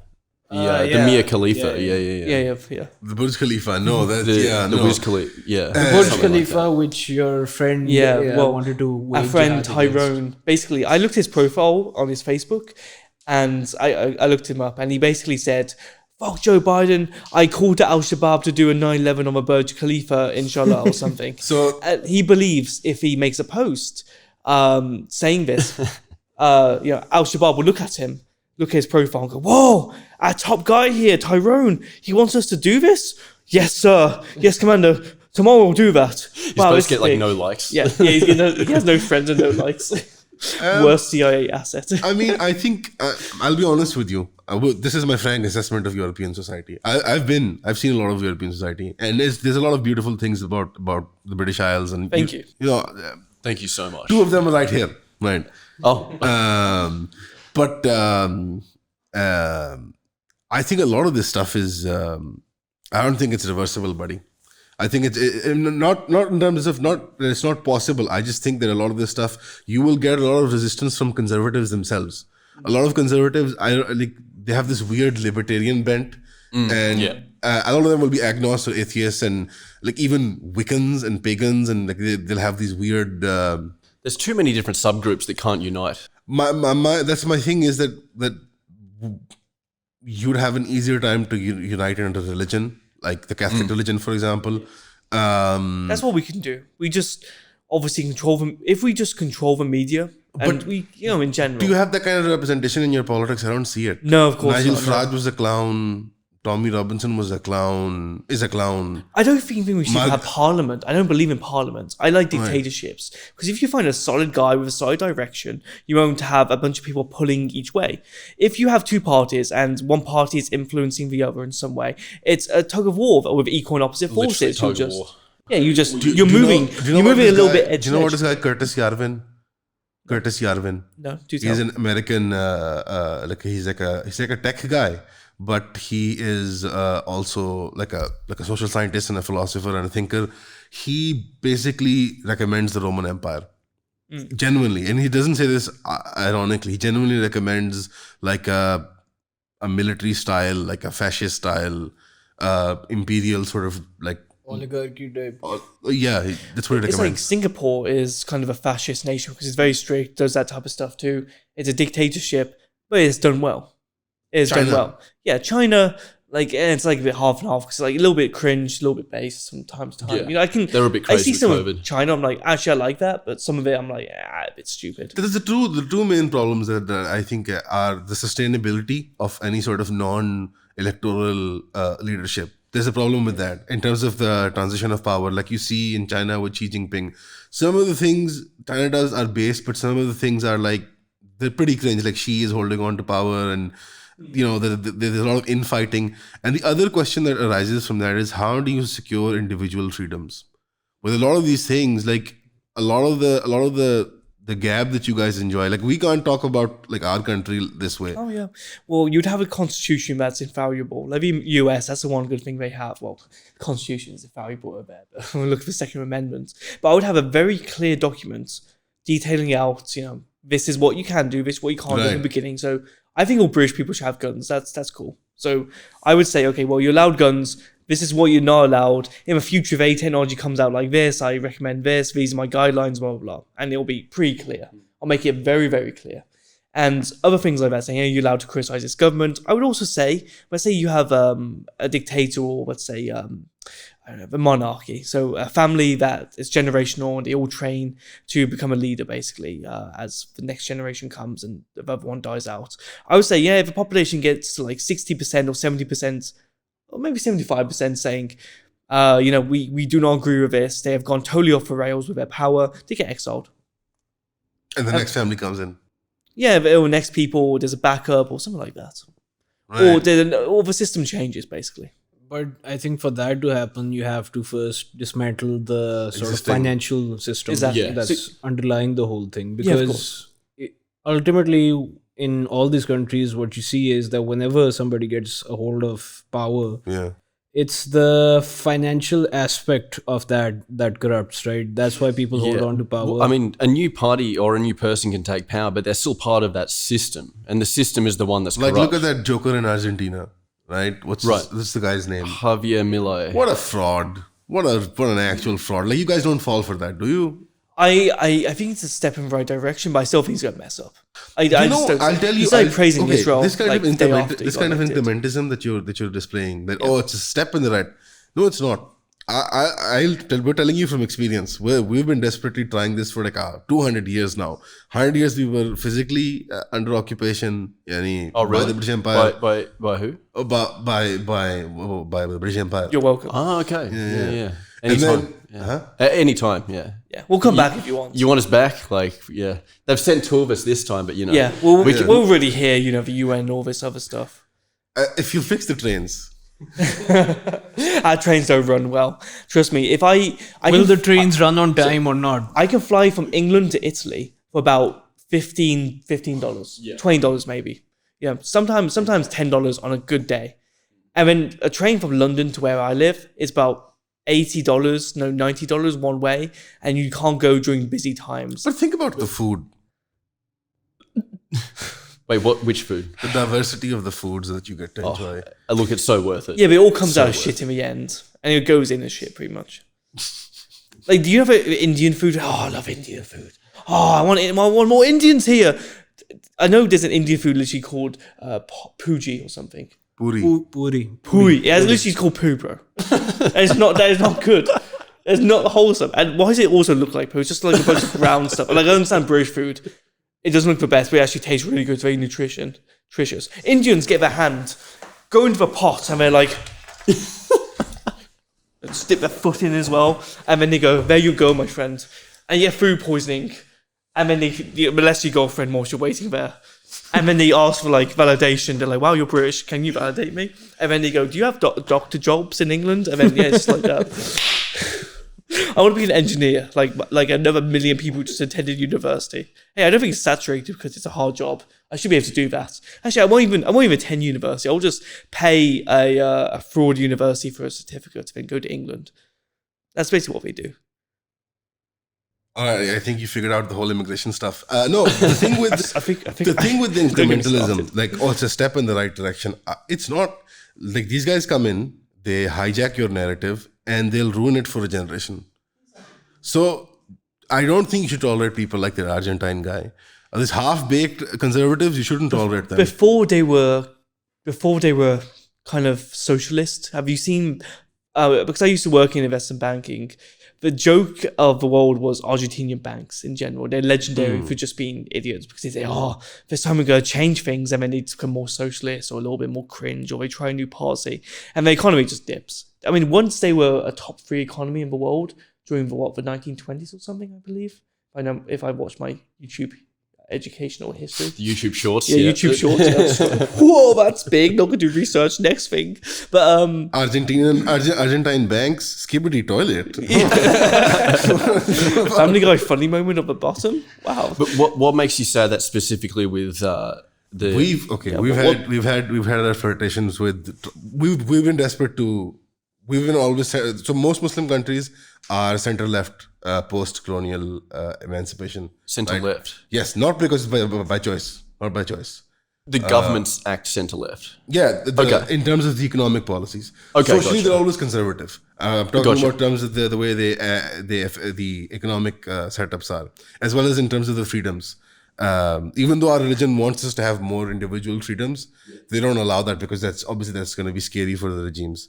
So when the British left and when all the other colonial powers left, a lot of them, what they did was they left sort of this viceroy class of locals, who were educated or trained in their, and then they would sort of maintain this Commonwealth relationship. All of that was scooped up by America in the 50s and 60s. After the Suez crisis, the Americans took over all the existing, the French, the Italian, the Spanish, the Portuguese, the Dutch, even the British infrastructure, and the Americans got to inherit that social class, right? So what that social class does for them is that it maintains hegemony on maybe natural resources or human resources, whatever America and America needs for its programs. So that social class has maintained a center-left sort of policy for the economics of our countries. And it's always been like public spending and, oh, we're going to give you programs and, oh, there's a health card and here's a... oh boy, health programs, vaccinate me immediately. Yeah. Polio vaccines. That kind of like, yeah. Oh, the polio vaccines hit home. Yeah, we got that on Talker. Squirted it into our mouths, yeah. I do not have When you polio. came in, did you spit it out? Absolutely, yeah. Yeah, I was like, I saw a couple of other people spitting it out as well. I was like, oh, solidarity. Everybody was it? spits it out. I went to the Hajj, which is the main pilgrimage that we have to do in Mecca and Medina, and I went there and I was vaccinated for polio when I was a kid, and the Saudis just like they dropped it into my mouth, and I was like, what the hell? But then I saw everybody else was spitting it out. So like it's again because we're not very good at the bureaucracy of it. They try to, but they're not able to. That's good. Which is still good, which allows a lot of freedom. One struggle. But one struggle, brother. But the problem is that whenever we have an upswing towards actually going towards something more conservative, social and economic organization, a charlatan comes up, he hijacks the movement, and then what that does is it ruins it for a generation. On the conservative side? Yes. Okay. So my problem with this guy in Argentina, for example, is that he's wearing a yarmulke and he's just talking about Israel and he's like even with Trump, by the way. So Trump did the same, yeah. He was supposed to be the authentic, even though I have a lot of respect for Trump because he didn't kill any Muslims. Right? He didn't start any wars with us. Yeah, he pulled out of Afghanistan, didn't he? Essentially, that's good. He orchestrated that. But unlike Obama, unlike Bush, we really appreciate that. And I think across the board, if there was very conservative Christian societies in Europe and America, and we had more conservative, I think we would get along much better. People would be more civilized. There would be an actual threat of actual violence, which keeps people in check, I think. This sort of noncy-poncy sort of, what's the word? Noncery? Is that the word? Nonce, yeah, like when you like someone who's Yeah, nonce in UK terms is like a pedophile. Yeah, that's the word. Yeah. That's the word you're looking for? Sort of noncy, sort of like, what's the way to say gay? libertarian. Yeah. This sort of weak or you could say gay, might as well. Yeah. This sort of gay sort of attitude with like globalization, I think it's not worked out. Yeah, I don't like globalization. I was speaking to this one guy who's a Pakistani guy who was born and grew up in Belgium, and it's hilarious to talk to a Pakistani with a French accent. He's a friend of mine. He's a very conservative guy, and I think he's planning to move back eventually. He grew up there. He was born there, but he was like, "There's no point." He won't get the net then. Pardon? He won't get the net if he moves back. Yeah. No, he won't get the net. He gets it. I mentioned him, and he was very happy that you were coming on. He was very excited to see you. He's a big fan of you. Yeah, shout out to the French. He's not French. He's Belgian. Same thing. I don't recognize Belgium. I don't recognize Belgium as a nation. It's fake. I would agree with you there. Yeah, or they have waffles. They're okay, but it's like, who cares? You're French, Yeah, he basically, and a lot of the conservatives in European society, the Muslim conservatives in European societies, just openly say this, that they don't believe in this project, and they think that this was wrong. Like the second and third generations, the more conservative people. I can't speak for the liberals. There needs to be a way to resolve this, I think, where people are non-violently. And there's this conservative in the UK that I think you guys should look into. He's really like a smart guy, Nick Griffin. Do you know this guy? I've heard the name. Nick Avocado, but not Nick Griffin. No, Nick Avocado. He's another conservative. He's in chat. Nick Griffin used to be an MEP. He used to be a member of European Parliament, and he was in the National Defence Party, and then eventually, he left, and now he's doing his own thing. I think he's a tribalist, like a British tribalist, like you guys. He's a white nationalist. He's a Christian. He's a populist, whatever you want to call him. But he, I think, makes the most sense. Otherwise, it's going to be a violent breakdown. Yeah, I guess, but sadly, violence has to happen from time to time.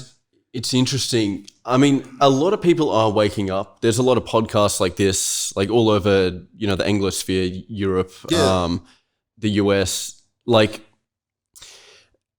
I guess we just need to raise awareness for all these things. But I feel like you said, it's going to be very difficult to solve the problem completely. So I think we're going to have to concede defeat on a lot of areas in terms of like losing land to certain people. No, I think we should gain land. I think we should deport more than invade France. I don't like the French. Let's just do that. In general. Let's just invade France. They're like our India, basically. India versus Pakistan. We don't like the French. And Spain as well. The Spanish don't like us. We sort of like the Spanish, but they're like butthurt about their army getting destroyed. We kind of, Spain always has cheap condos right now. I don't know the difference between Spain and Portugal apart from the language. Like, they're all generic to me. You can just sleep during the day. You can get condos in Spain for like dirt cheap right now because they're like totally abandoned after the economy tanked in 2008. And what about the Irish? Yeah, so once they were a great superpower, and then they discovered alcohol, and they've been, the boss of it ever since. No. I think they'll have their comeback with the Irishman. Yeah, like Sam Hyde. I think he can. Oh yeah, he's I think he can box become the king. He can box his way to the king, to being the king. I think the final battle between him and Conor McGregor will be. Yeah, shout out to Sam Hyde. Sam will win. Yeah, definitely. Yeah, it's like obvious. Can we make this other fight happen? Sam and Hassan Piker. Well, I messaged him, and the first time I messaged him, I said, "Hey Sam, I'm a big fan of you. Yeah. Do you want to do a video sometime?" And he said, "Sorry, I don't make videos anymore. Sad emoji." I'm like, I look at his page. He uploaded one like 20 minutes ago, and then after a while, he realized I'm all right basically, and he follows me, so that's big.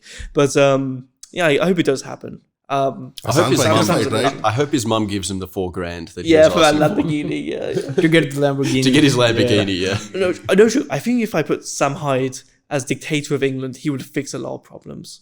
I think I would fix a lot of problems. I'm retarded, straight up. Like, it's so easy to do this. You need someone in charge who everyone listens to. Just say, "Hey, I'm in charge now. I'm going to fix the problems. Give me 10 years? Say 10 years, because 4 years isn't a lot of time to do anything. 10 years sounds a bit reasonable." And then by then, everyone's set in a new direction, 100%. Now that you've been to Afghanistan like a bunch of times, and you've also been to Pakistan now, does it sort of piss you off that they tricked you into like young men your age, older than you, to come fight in these countries? And I see the Taliban. I'm like, so it's like a strict Islamic nation, so they're not going to change their beliefs for you. good or bad? I mean, It's like I'm not Muslim, so I'm not gonna 100% agree, but I respect it. I'm like, yeah, it's better than twerking on the floor and molesting 5-year-olds. That's what the LGTB people do. They're very spiritual people, and that's quite respectable. And they like outsiders. They look a to lot of them are rebuild the super friendly. country. no, but that's the way to do tourism, isn't it? Yeah, exactly. It's like respect the culture. Yeah. You come in, Exactly, you go around, you have fun, and you leave. Exactly. If someone goes into a country and says, 100% like this, they're lying. Otherwise, they'll be living there, or they'll be like a full nationalist in general. But when I go to Afghanistan, I'm like, this is nice. I hope it's stabilized. I see some potential of this country. Inshallah. Some of these guys are just chill in general. Like when I was hanging out with the top Taliban, having picnics with them, I was like, you guys are swell. You're lovely fellas, not fart smellers, smart fellas, So, so basically, if these countries are kept if these countries are not kept stable, then mass immigration happens to the west, because Iran and Iraq, they just let people come through as long as they pass through on to the next ones. Yeah. So that's a big problem too. That's why we should stabilize Afghanistan. I mean, Iran, they propped up the Shah, then they deposed the Shah, they brought in the Ayatollah. Every single time, like first they supported Saddam, then they removed Saddam. I miss Saddam. With Libya, Saddam was kind of badass. Yeah, he was a G. Yeah, he was alright. He was strict, G. but he kept stuff together. It makes sense. Yeah. With Libya, Muammar Gaddafi, right? I mean, it was a functioning economy. They had healthcare. And they had removed him. Now Libya has 3 parts, and one part of Libya, it's all fighting, has actual slave markets. Oh yeah, I've seen the videos. I've had Libyans message me saying, "Hey, if you want to look for a slave market, come here." I'm like, that wouldn't have thanks, happened. buddy. Yeah, that wouldn't have happened. No, it's really messed up. But Nick Griffin, he said a very fascinating thing. He said, you guys shouldn't. I mean, I don't agree with him entirely, but he says you're not the first victim. The first victims were the English people themselves, because he was something up to, I think, 2/3 of all farmland is owned by like a very small segment of society in the UK. Yeah, well, land It's is the Industrial Revolution, right? Right. Yeah. That's what Because he it was used to referring be the Commonwealth, where you'd be a serf on the land, and you wouldn't own the land fully, but you would have a right to that land. No, I understand serfdom. Yeah. We still have it here. Yeah, right, exactly. I like that system. But wasn't it's such a radical change going from that chilled farm life to working in factories. And a lot of those guys became criminals and ended up in Australia. Exactly, yeah. I miss Ted K. He was a great man. He was a real guy. The girl I'm talking to, actually, I'm speaking to this one girl. She's a drug dealer. She basically buys drugs in Mexico, jumps aboard and jumps back. And I want to wife her up. She's really based, and she was actually pen pals with Ted K. And she basically got invited. No to meet way, Ted when he K. was in jail? Yeah, she's got like the letters and everything. He actually really liked her, but then he died, and she never met up with him because she was like, "Oh, it's full of me," basically. Yeah. Yeah, it's a bit weird. Like this very older guy meshing this 20-year-old girl. It seems a bit noncy, a little bit. Ted, he was a nice guy, but he was a bit noncy. He was like, "I really like you," smiley face. I'm like, "Oh, the autistic old man likes this young goth girl." I mean, he's in prison, Yeah. It's like He likes everyone at that point. I feel like he's probably getting a lot of mail as well. he did. Yeah. He did. He had a he lot has of. he has to check all the mail, especially. But look at Miles blushing talking about this girl. Yeah, it's actually kind of sweet. No. Well, we're gonna meet up soon. We've been talking for months. I got out of prison, I started talking to her, and her family founded the Wagner Group. So her She's Russian? yes. So What's she doing in America? Russian diplomatic passport and British and American diplomatic passport. What's she doing in America though? Family went there, and she was just kind of born there, so she's fine. She's probably like. What did you think about the 2014 elections? She literally said to me, all of them are retarded. And she's not happy with either candidate, but she's like, yeah, I would prefer Trump over anyone else, but yeah. What about Vivek Ramaswamy? About what? How funny would it be? Because he's Hindu, right? Yeah. How funny would it be? Literally, like all the most racist people in America should pretty much just vote for him because he seems to be the most right-wing candidate after Trump. Boy, I haven't come across. Imagine them putting a Hindu in charge. He's also a psyop, by the way. He used to work for the Indian government. used We're to- in, No, boys. he was a big finance guy for Pfizer BioNTech. Oh, really? Yeah, so that makes sense. I don't trust him. Is he vaccinated? Yes, He is. multi-vax. so- and he just look at his campaign from the start to the end. As he keeps testing the waters, it keeps getting more based. Recently, he just talked about Ruby Ridge, and Oh, really? Yeah, that was messed up. he just keeps testing the waters, and at the Gotcha. end of the day, he's a politician, so they're pieces of junk. If I was, He just wants to be the VP, I think, for Trump. That's what he Yeah. wants. It would be a good That's team. what he Yeah, wants. it's better than nothing. If I had like a political campaign, my first announcement would just be TND. We can't say what it is, but for real guys, no. No, I kind of joke, but I would fix a lot of problems if I could. I have a master plan. I have a theory. I mean, a lot of people would. Yeah, it's like it was so easy to take over British government too. Are we looking at a career in politics for Miles? If I become what I'm doing right now, I'm gonna make about 40 grand from this Taliban merch, and I've got some sponsors for my videos, so I'll make a decent chunk of change off this. Right. Now this is for 1 month, and now imagine my career gets bigger and bigger with YouTube. Maybe I get a big chunk of change. Then I've done all the place in the wall that I want to do. I'm famous. Yeah, pull aside, and then I could go into politics potentially. All right. Sounds like a plan. Yeah, I'm sure I can put together a coherent sentence, not say a slur in a sentence for once. Act serious for 5 minutes. It'll be really good. Blow some bubbles in Parliament. Yeah, exactly. I think I'll just take off my shoe and throw it to Parliament members. Put the shoe on your head, yes, Yeah, I'll like come we with did for video. that promo. Yeah, for promo for Taliban shoes. Wear. You'll be like Berlusconi, Silvio Berlusconi, who brought that up the other day.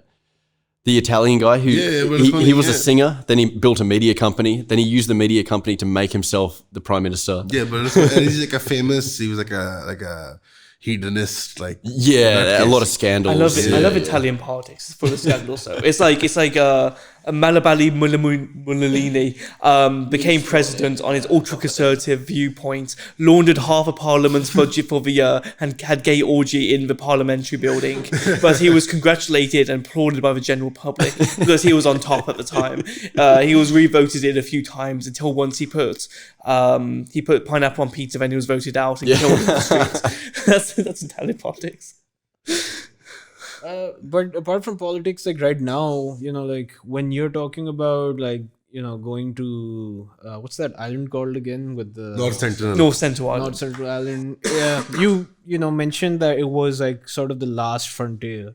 Yes. So when you talk about these things, it seems like you have like this genuine sort of like exploratory, adventurous yes. spirit. Certainly, yes. I've read great literature of old British explorers back in the day, and every page I go, wow, so me. Wow, he's so me.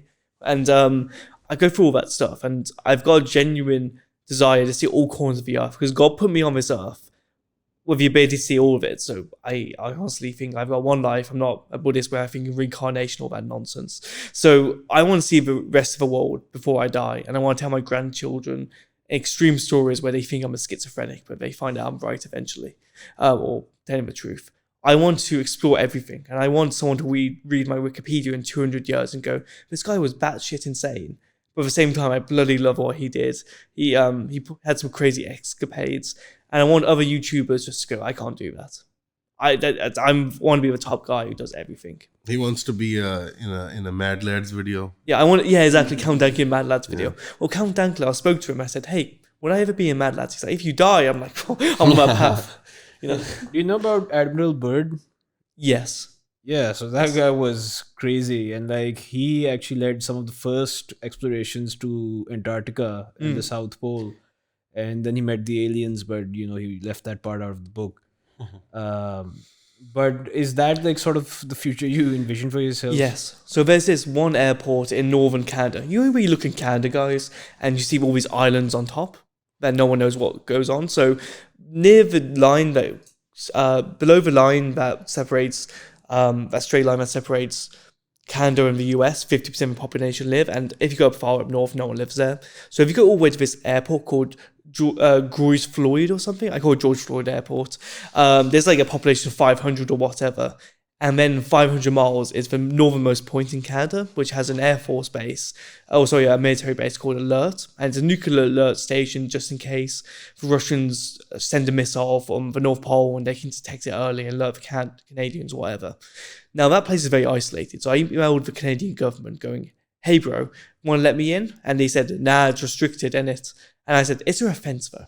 So they never responded. So I'm going to go there, walk 500 miles from George Floyd Airport all the way to Alert, Canada, quickly change into a Hawaiian t-shirt, shorts, and flip-flops, knock on the door and be like, bro, I was wasted last night. I had too much to drink. Where's the resort?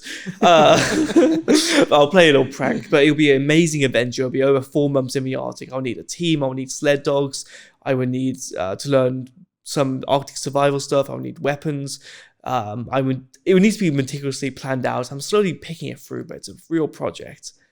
And no one's ever done that route before. No one's ever seen that corner of the world. Really. Right. I think that's probably one of the worst or most ruthless sort of explorations you can do in the extreme cold. In the You extreme would need cold. a lot of training, no? A lot of training. And plus, if you break a leg or get ill, you're screwed. No one can come rescue. There's no helicopter within range. There's no place where you can land. Most satellite equipment doesn't work anyway because.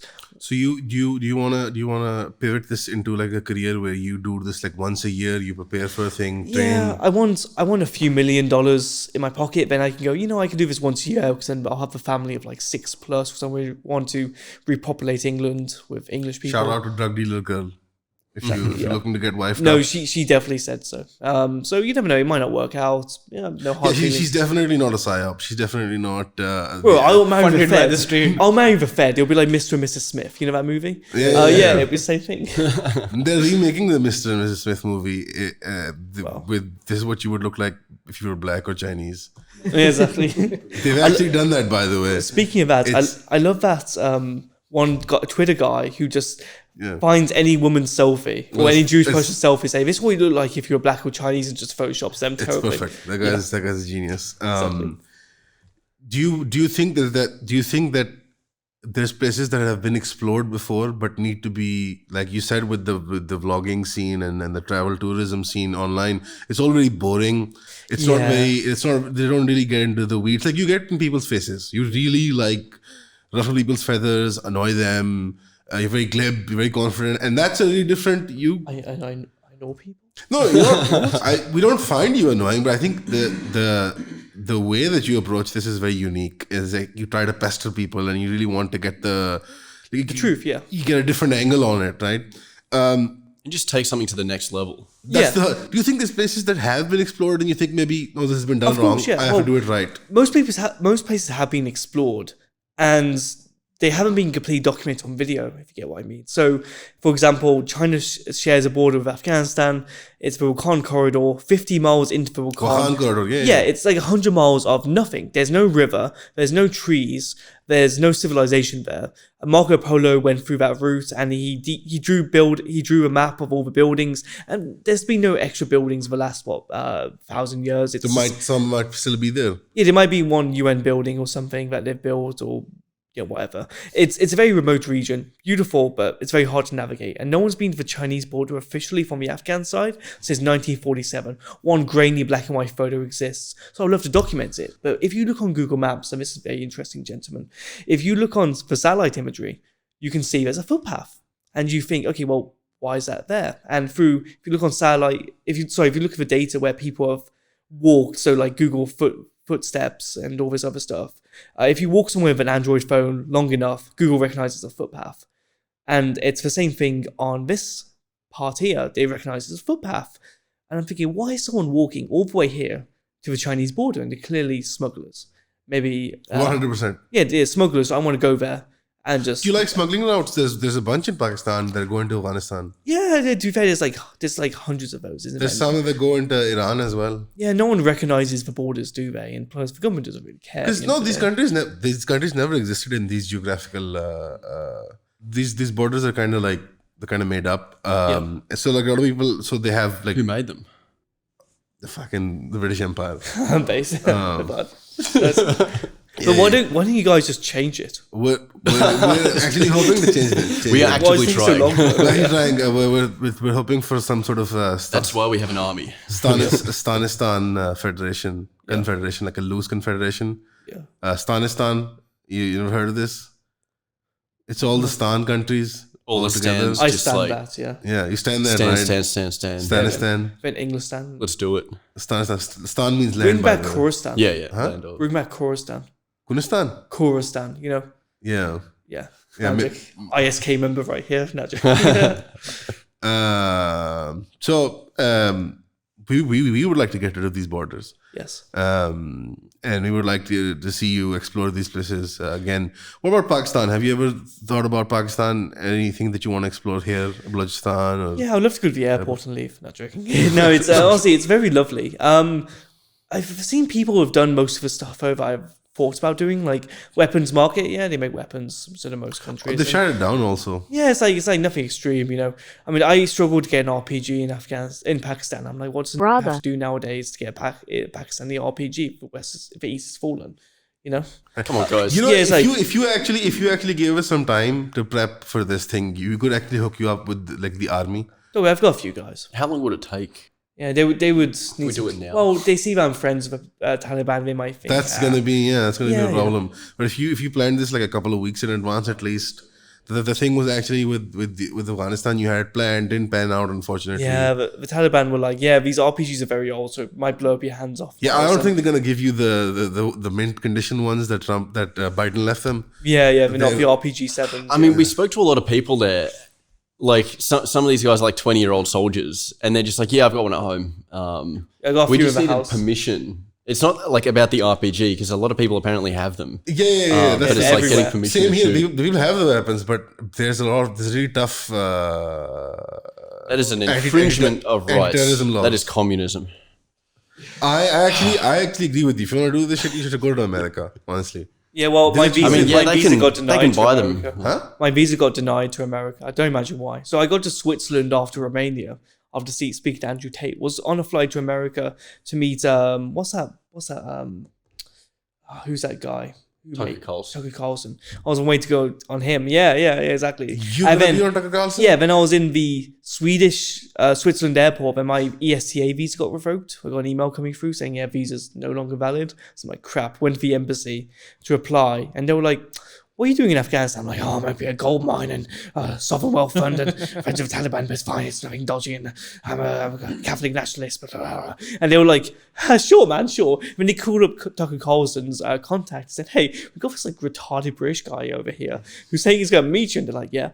They're like, oh. And then they call up my investors like, hey, someone's saying here that you're an institutional investor and they're looking to open a gold mine in Afghanistan. They're like, yeah.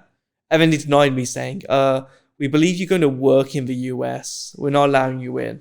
Oh, And I was like, oh crap. I'm never going to get a job anywhere. I'm doing my thing, you know? Yeah. And I think it's also because I went to the US-Mexican border and showed like people You know walking what through. you should do though? If you Yeah. really want to get into the US, if you want, you go to the Mexican border. Mexico. Yeah, I honestly could. I know a few smugglers. It'll be so easy. So easy. But then you would also. I think you might be a bit of a high profile target. They'll figure you out like that. No, I'll be fine. I'll just wear sunglasses and change my hairstyle. Yeah, and a big Groucho Mark nose and mustache. Well, I'll just make myself look like a Mexican. They'll give me a free phone, a few $100, free apartments. Right, a white woman. Yeah, like I got offered a passport by someone in Afghanistan, like one guy that's associated with Taliban. Well, he actually is Taliban technically, honorary, but he's very low profile. And he said, we can get you a passport if you want. And I was thinking, I can claim to be a refugee and get diversity access to like jobs and all this other stuff. Well, I'm just a poor Afghan, bro. I'm just looking to integrate. Please give me a high paying job. I've got no educational experience. And I'm like, wow, so true. Here you go. Anything else we can give you? It's like that in England. You could pass off as a Pashtun. Little bit. You could. You got a beard. Banana. He could little bit. He couldn't. That's what everyone Yeah. says. Yeah, Yeah. actually too white. Yeah. High five, too white. Yeah. Tashkul Banana. Tucker Carlson. How are you gonna do that now? Oh, I messaged his team saying, hey, can I jump at US-Mexican border? Like, oh, I don't know, Miles, that'll be a bit risky for you. We obviously can't help you if you get arrested. I'm like, yeah, it would be a good story though. But like, I can't say. Maybe said yes. But honestly, I might apply for a visa a little bit more. I might get a lawyer to just really screw them over because they try to give me some BS stuff. They've actually got nothing. Like, clearly they know I'm not a danger to their He came out country. to Romania for the Android interview. Yeah, but he's really high profile and he's a big guy. For me, it's just I'm not that big. And plus, Tate was stuck in Romania on house arrest due to these charges that I don't believe exist.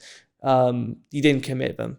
And I'm just kind of like not allowed to go to the US for now. I've been there 3 times before. But I can work on it. I'll get in basically. Worst comes to worst, I just jump the border. They end up buying me for Mexico, then I just do the Darien Gap every few months when I want to go back. But if I marry that girl, American, I go on 90-day fiance. Now you're sounding like us. Do that, yeah. Now he sounds Pakistani. Now you sound like Pakistanis. No, to be fair, I thought about it. I was like, yeah, to be fair, we should work out added benefits, you know? And plus, I wouldn't mind living in America. It's a great place for tax fraud. I've actually got a bank account in the US I shouldn't talk about, and only for a different name. And then a few other things too I've got. There's a lot of opportunity there. I'm not a big fan of the government. The politics are dead annoying. But it's better than England. England's just grey and depressing, and there's no English people there. And plus, it's just a little bit expensive. You can live very humbly in the US. Beautiful sky, less taxes. I can figure something out. And for the next big trip, I think are you going all across India barefoot? Yeah, especially when I go to the toilets too. Oh, I'm joking, there's no toilets. Yeah, I'll go to India and I'll just get decapitated by some horny Indian men jealous because they have an inferiority complex compared to white people. We're going to find out which street is best for shitting in. Yeah, exactly. I'll be like, where's the toilet? So we just go, ooh. But yeah, I'm not a fan of India, no. And I think I'm banned from entering India. Because of the North Sentinel thing? Yeah, I've tweeted at the Indian government a few times and said like, you know, let me go, you cowards. And then I was playing the Indian Times, and then a bunch of Indians like, you cannot say that is not very good. And I'm like, yeah, bro, but you're Indian, so it's like, why should I care? Like, India belongs to England. Let's be honest, it really does. And they're obsessed with us. They kind of want it to belong to England too. And they're nationalists, but they've got nothing good going for them. Oh, my GDP went up 9% last year. I'm like, yeah, but you praise cows. It's like, I don't care like about your GDP numbers. It's like your country still isn't good in general. I just don't like it. I'm not a fan.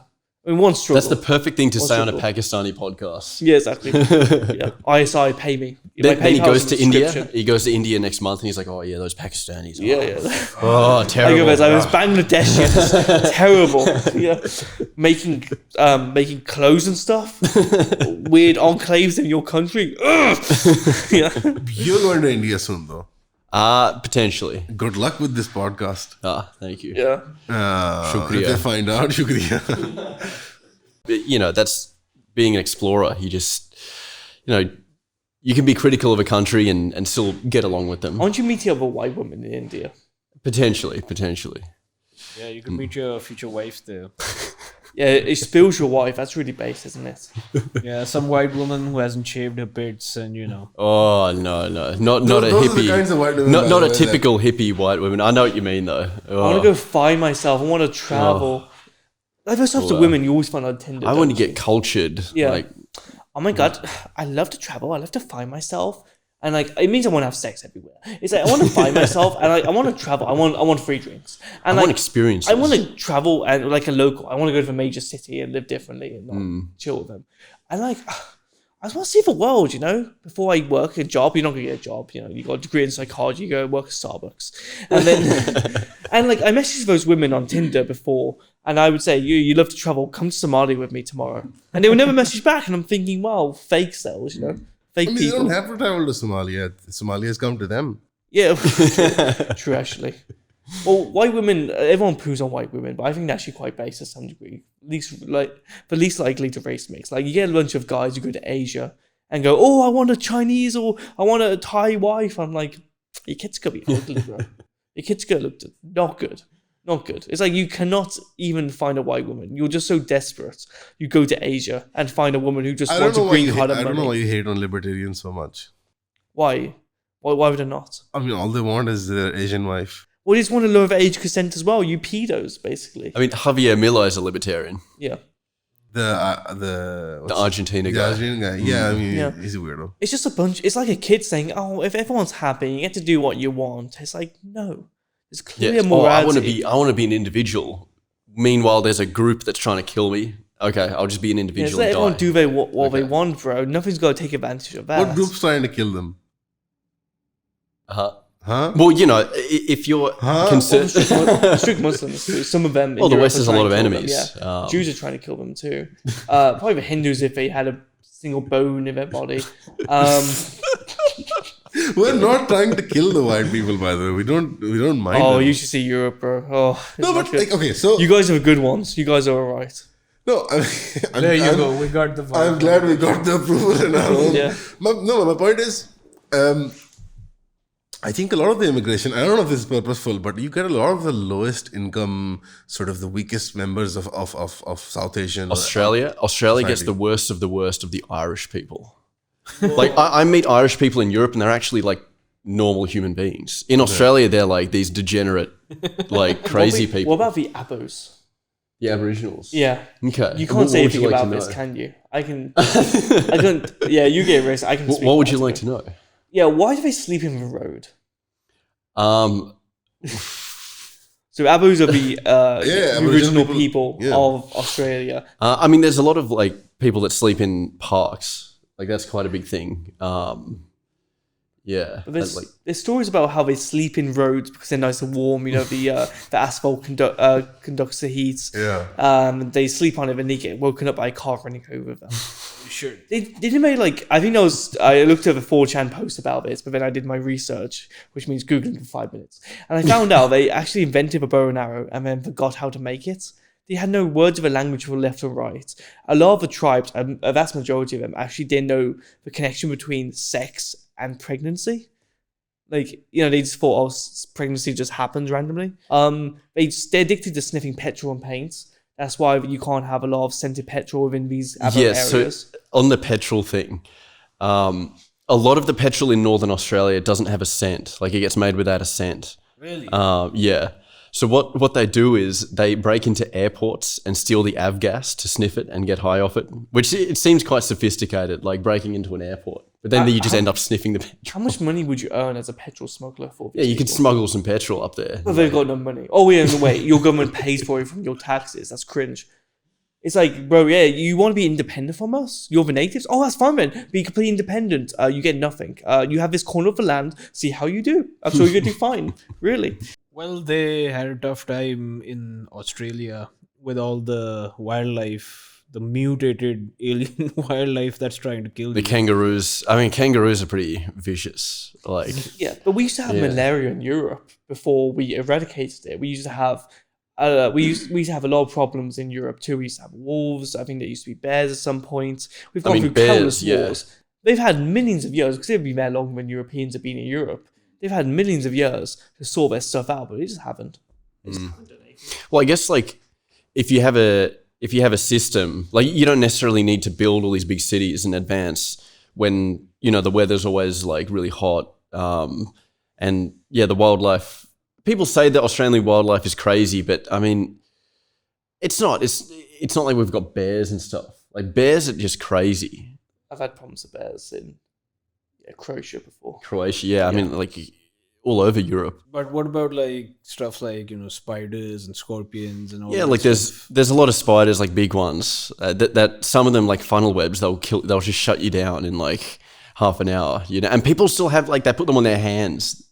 Like certain Yeah, people I've that are like seen them on spider the videos. experts. It's Really like weird. that thing is like so deadly. I respect that. But there's also something called a blue-ringed octopus. You probably heard of this. Yeah. If that thing gets on you, it's like an octopus with blue rings. It's like all over the place, like in the north and stuff. That thing gets on you, it'll bite you. You'll literally shut down within half an hour. You won't be able to move. Your nervous system will just completely collapse and you'll just die. You'll just die. And there was this trend that went around online. This is really funny. And people like, it must have been a photoshopped photo and someone had it just in their hand. They're like, oh, look at these cool octopi. You can pick them up and carry them. And that was posted around, like that went viral around 2018. And people just thought it, like Aussies thought it was hilarious. So yeah, the wildlife is not a problem as you said before. Well, maybe it is. Maybe it is a problem. We've also got this thing called a rockfish. It's a fish that looks like a rock, and when you step on it, it injects a poison into your foot, and then again you just shut down. And it's like it's not so extremely bad. painful. All these things can kill you. And are actively trying to kill you. It's like I understand stupid people who are like, oh, let's pet the bear in the park. No, but this you can't even see coming. Yeah, you can't see exactly. That's You the, know the what? scary There's part. one expedition that you should try in Pakistan. In the northern side, the Himalayas, you should go find a snow leopard. For what? The snow leopard. The snow okay. leopard. There's about 70 or 100 of them in the wild. Wow. Really? On Earth. How much would the fur sell for if I killed one and skinned it? They don't let you kill snow leopards. They don't let you poach. That's snow kind of leopards. irrelevant. Well, yeah, but then I'll just put like a Chinese flag or like an Indian flag and claim that territory. It's like it's disputed, isn't it? Just dress up as a Chinese person, like Yeah. kill it. Hinchi, Shonchi, I will eat this. Just pick up like a crab and start eating it like the average Chinese person. Just giving it like a food. Dip it in the sauce. Yeah. Oh, Georgia, wait, Georgia, Bing chillin'. CCP Glory 2. Social credit score goes So up. you're never going to China, buddy. No, actually, I like the Chinese. To be fair, I think they're chill. I'm not a big CCP advocate. I'm not like my top guys, but they're alright. I think they're alright. You know, I kind of respect them in some ways. It's a very interesting place. Like, it's just one of those countries that doesn't conform to Western ideas. Like, it's banned Facebook, even though there's like Chinese all over Facebook, like shilling for China. They've got their own own WeChat. banking systems. Yeah, WeChat. They have everything. WeChat Pay, and WeChat itself. What else? Like, yeah, I mean, it's a Alibaba, as fascinating opposed place. to Amazon. True. Alibaba, and Yeah. entertainment companies, video game companies, they have their own. They have Tencent and production houses. They have, So they have a competing technological ecosystem and infrastructure. The only actual technological infrastructure that exists other than the American one is the Chinese one. Even Europe Right. doesn't have its own. But apparently Google helped them out a lot with Yes, they their did. technology. Google helped them out a lot in the early stages, and in fact, a lot of this stuff, like the internet regulation stuff, the tech companies submit their will to China because they want to operate in China. Yeah, even Elon Musk as well. Elon Musk And Hollywood as well with Hollywood with as well. films. So they never have black people on the covers of films In China. In China because they don't. Yeah. No, but so like a lot of the big studios, the film studios as well, like the Transformer movies and a lot of those movies that you think who are these made for? They're made for the Chinese The market. Chinese, yeah. Transformers. It's like trans. Yeah, I don't want that. I don't want that in my Yeah. life. No, but the Chinese, it's very fascinating. Just that, the formers. Yeah. They're just called the formers. no, but that's a really fascinating thing. Like you guys in Europe with all the, it's a huge economy, but regardless of that, you guys don't have any technological infrastructure. You have to depend on Yeah, the but- US. Yeah, I get that. It's You like, don't have any IT infrastructure. The only big tech platform to come out of Europe is OnlyFans. where does it come out of? Where's it? I think it's out of it's either like Germany or something. I don't know. It's But that's the way more only Germany, that's maybe the only too. European one. We had Skype from gone. Estonia. It got sold to the US. Yeah, or but something. it's- Yeah, To That's what I'm Microsoft. saying, Yeah. like, Silicon Valley is able to, even India, for example, they were not able to leverage their population of whatever billion and build their own. So they have Amazon. And Yeah. they've bought all that shit. I think it is hard. Like it disincentivizes invention or like innovation when you're relying on another country like the US. Yeah. No, but to the Chinese, that's what they did. They suffered a lot economically, and then Yeah. they went through that. They put their people Because the through US that. didn't want to partner with them. They've sort of always been on the know other what? side of I- the It's US. a big population for we can use. I this think for manufacturing. I think the US market, the technology market, was desperate for the Chinese and Indian markets, but India capitulated. So Right. the big sort of digital footprint experiment has happened in India. So everything, even like the disgusting street food that is being trolled on right now, they have they have digital payment methods. No, they don't take cash. India's Right. become a primarily cashless society now. Everyone's on the grid.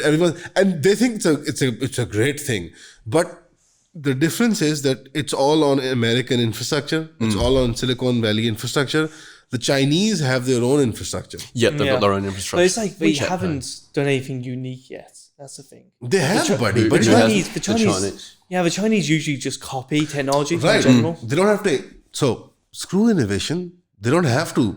Even copying it and having your own infrastructure allows them to be completely independent of the American system. Yeah, but it's like in the future though, they're not innovative in any way. They usually just copy or reverse engineer. They wait for the Americans to release, say, the new F-16 or whatever, and then they just reverse engineer it from some photos and leaked documents, and then they build themselves at a fraction of the cost. I guess I guess that's, you could say that's kind of all they need to do, because instead of being 10 years behind, if they can just be 1 year behind or a couple of months behind or a couple of days behind, that's still quite they can still Also, function as a corporate nation. espionage is not advance. limited to China. The CIA and the Pentagon have dedicated departments who do corporate espionage. Yeah. So That's why they send me as well, yeah, that's why you went to Afghanistan. To get their high corporate tech secrets technology. out. all the IPs they've developed, like the supercar. No, but I think what Morgan has said is very important. Is that the reason why Europe doesn't have its own foreign policy is because they're entirely dependent on American infrastructure. Yeah, well, the issue is too, we've become dependent on the American soldiers and the American version. Well, I think NATO is just backed by America completely. Yeah, absolutely. And we've got no balls, basically. We could sort out a lot of problems ourselves if we didn't have a socialist healthcare systems. A lot of the Americans, I'm guessing the Americans watch this think, wow, England has free healthcare? That's great. Wow. Free? No, we just pay more taxes and the inefficient healthcare system spent by the government. It's like in England, I think NHS, I walked in there once and I had to wait like 9 hours to see someone. It's ridiculous and all the standards are very low. America's got its own problems, but we're just living the good life at the moment for now. Technically, I mean, it's all going to crumble someday. It's not self-sufficient. It's this giant circle jerk. It's already gotten a lot worse if you look at maybe like the past 20, 25 years, wouldn't you say? Yeah. Like the quality of life has declined considerably. And the general perception of Europe that I get is that everybody's just depressed and addicted to cigarettes. Yeah, true. Smoking cigarettes all day. Yeah. The other day when we met for the first time, and you were telling me something about your like teenage and high school lives in Europe and America, it was very depressing to me. Yeah, we have some depressing moments. It's like our country's not beautiful anymore in general. There's nothing that inspires us. That's why I like Italy. The architecture is beautiful. It inspires. Right. That's the white man's spirit. That's why I love Europe, because from Australia, like our oldest buildings are like 200 years old. Everything's just like super modern.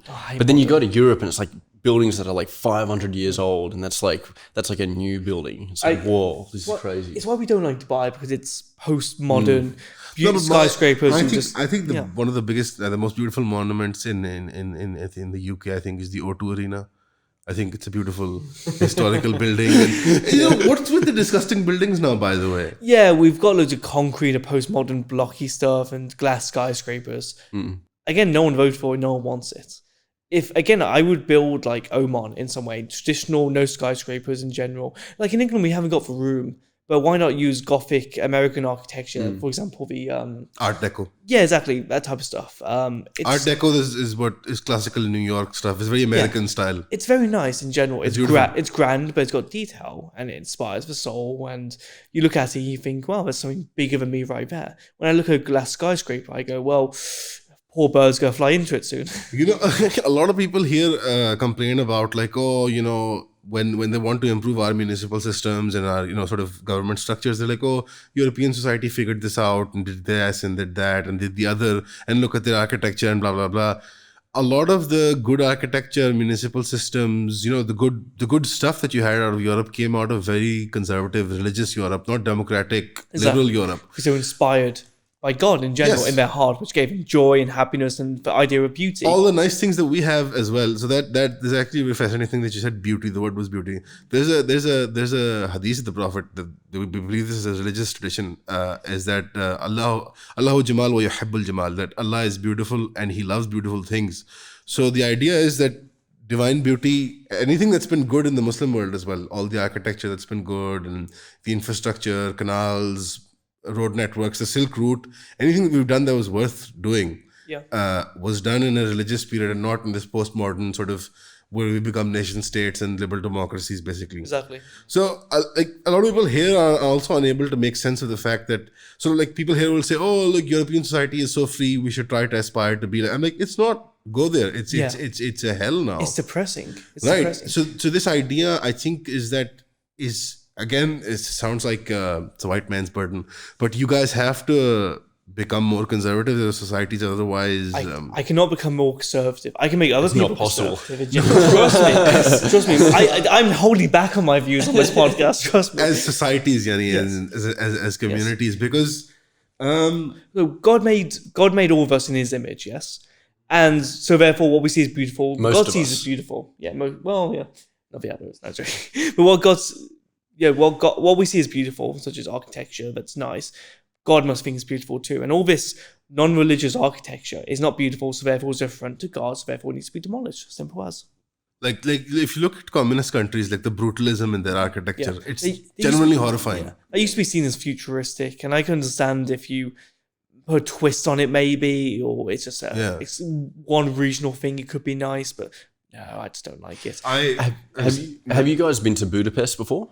I have been to Budapest. So it's beautiful, right? Oh, yeah. But they actually had a policy in the 1700s. I think it was like the mayor or something at the time. And he said for the budget of every public building, you had to spend 20% on the aesthetics of it. Like making That's it look great, good, yeah. which is like a great policy. And it's one of the reasons why it looks like such an amazing, it's one of the best cities in Europe aesthetically. Right. Now, speaking of have you seen that? You've been to Spain, right? You've been to Barcelona, right? Yes. You've seen the Sagrada Familia, right? Yes, Yeah.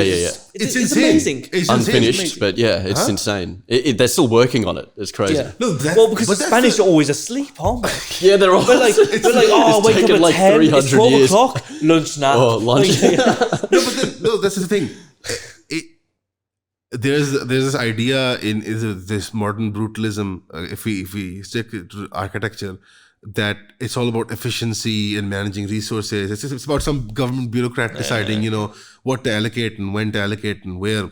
There was something about that sort of opulence, that decadence of being wasteful with beauty, even because it wasn't waste technically. You can't really measure the sort of cultural enrichment and the sort of the spiritual. Like the outreach of that thing. Like these things were lightning rods, right? I mean, people would all over the world now want to come see them, and they want to be close to them, and they want to feel. I'm sure there's some sort of energy thing as well. That goes back to finances. Like, I think to go up one of the towers at the Sagrada Familia, it's like 36 euros. And like thousands of people go.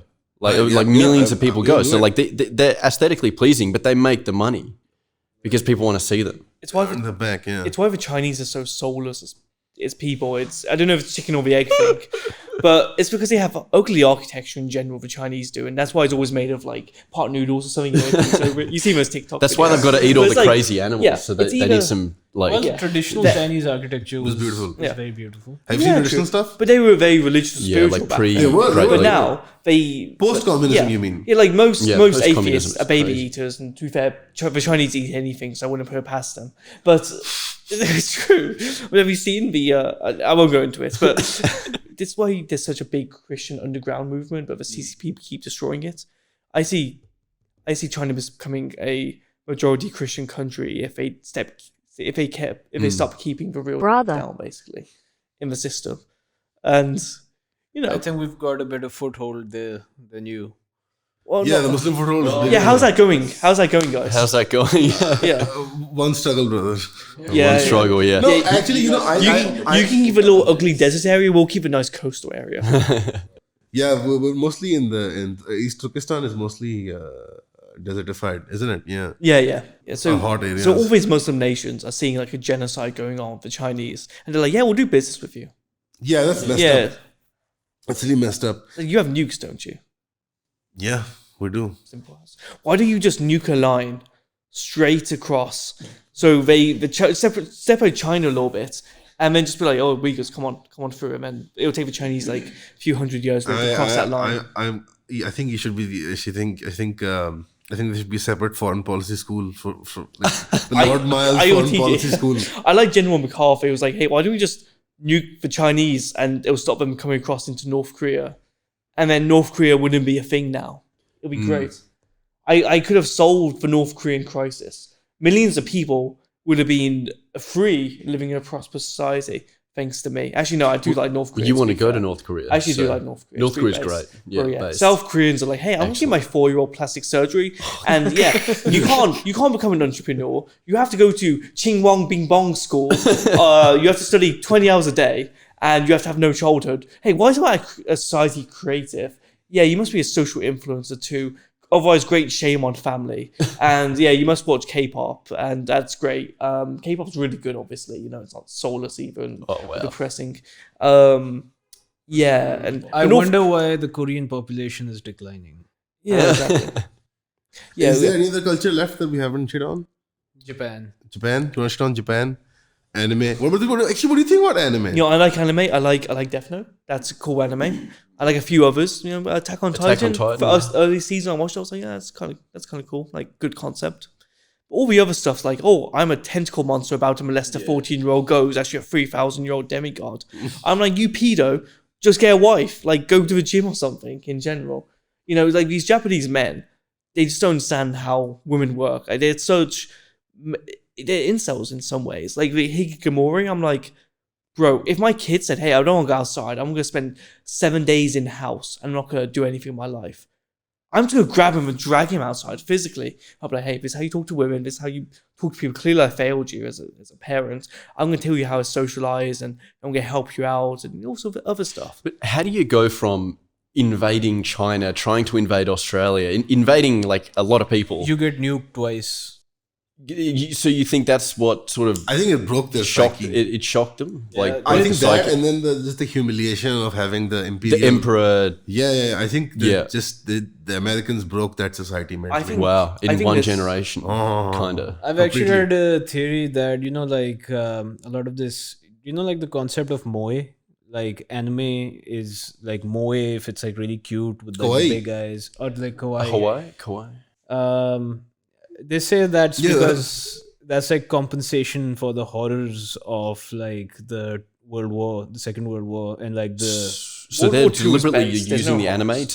to make their population more sort of fem- relaxed and so they don't repeat the history. So not necessarily. I think they, just to they, get they over just the trauma. they have like this obsession with really cutesy stuff. Right. Like even if you go to Japan, a lot of the trains and stuff like that, it has like these really cutesy. Yeah, a lot of I like that for logos the and women. stuff. If a man goes, oh my god, that's so cute, I would just slap him. Like, honestly, it's just like if I saw 30% that. of Western men. If you saw that in your future son, what would you do in general? Well, I would take him aside, like that's not Oh, good. do you know sure. that the Spartans actually supposedly used to paint like cute girls on their shields to keep them like sort of relaxed during whenever they were going out on war campaigns. So maybe the Japanese are onto something. Yeah, the Yeah, Japanese but go the to battle Spartans with were anime like body. crazy warriors. Like they probably still were at the time where they were painting the cute girls on the shields. I think that was used for something else, like maybe,